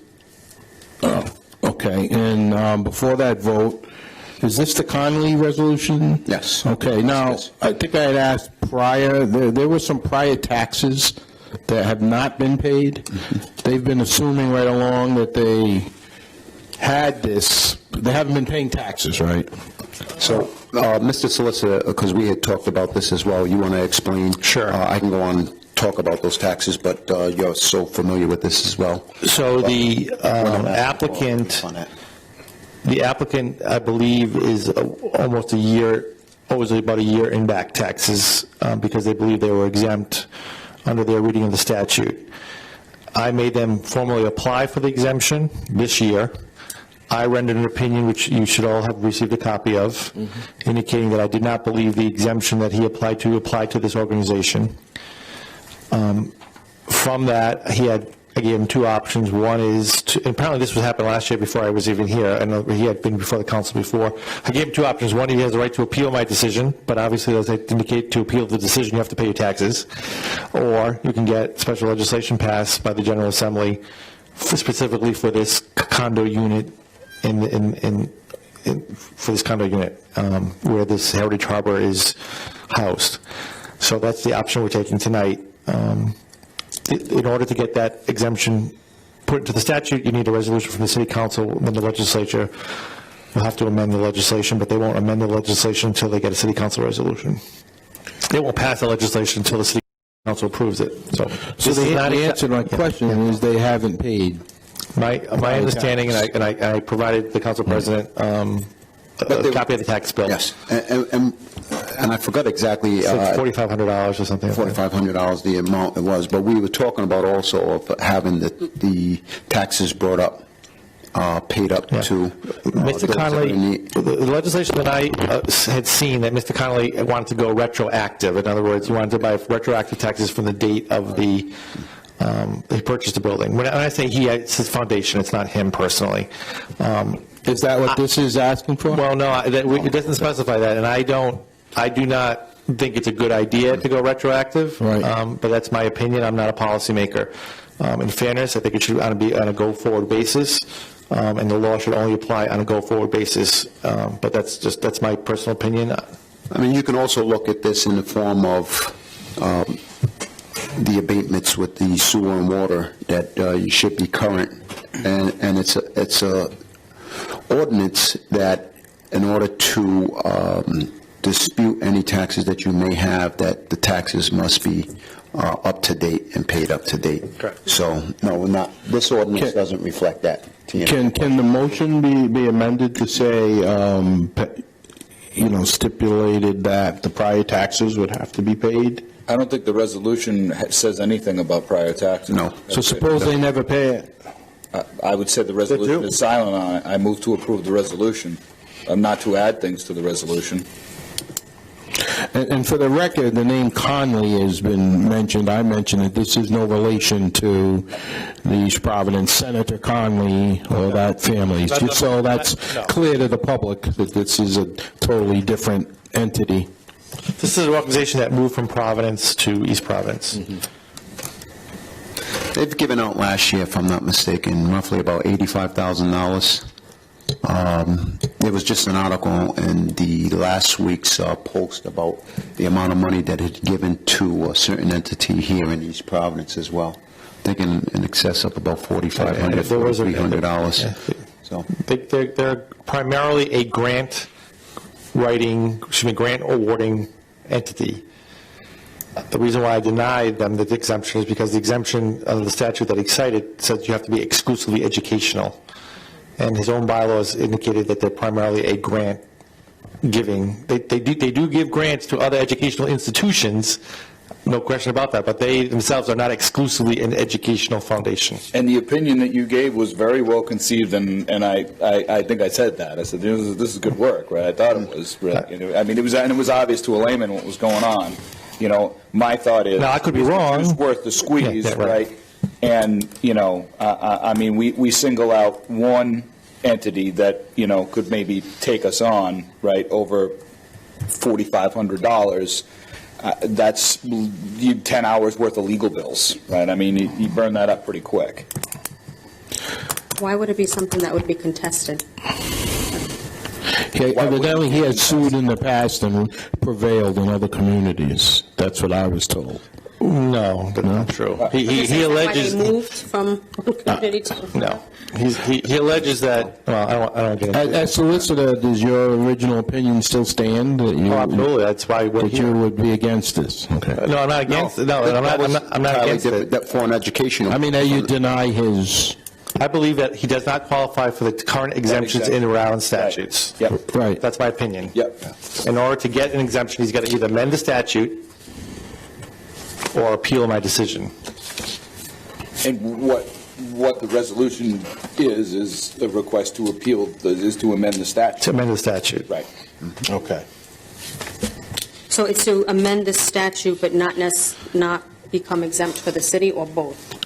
No, it's amend the statute to make him exempt from city property taxes on a going forward basis, not looking back, but on going forward. For that one particular unit. So that for that particular unit, it's not going to be, if the council passes this resolution, I will ask the legislature to pass the law specifying that plat number, whatever it is, XY, unit number 102 in the city of East Providence is exempt, and that's it. To the extent that you buy another condo unit in that complex, that's not tax exempt. Exactly.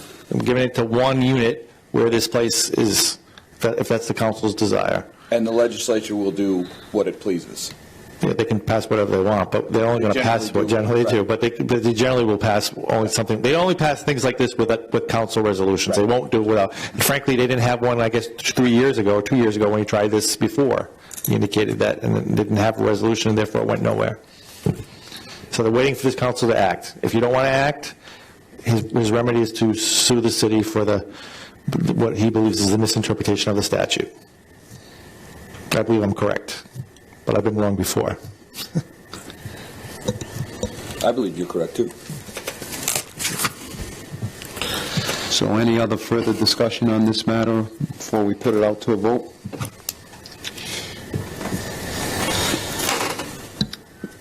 No. So currently, we have a motion on the floor by Councilman Cahoon to pass the resolution as written and stated. I seconded it for discussion anyway. We have a second by Councilman Rodriguez. Madam Clerk, roll call vote, please. Yes, Councilman Cahoon? Aye. Councilman Morato? We're taking a vote on the resolution, right? Yes. I'm going to be a nay. Council Vice President Rodriguez? I'm going to vote nay. Councilwoman Souza? I also vote nay based on the recommendation of our city solicitor. And Council President Brito? Aye. Okay. Next item, please. That's it. That would be all. We have adjournment. Okay. Move to adjourn. Second. Roll call vote, please. I can't write that fast. Councilman Cahoon? Aye. Councilman Morato? Aye. Council Vice President Rodriguez? Nay, I want to stay longer. You have to extend the meeting. Aye. Thank you.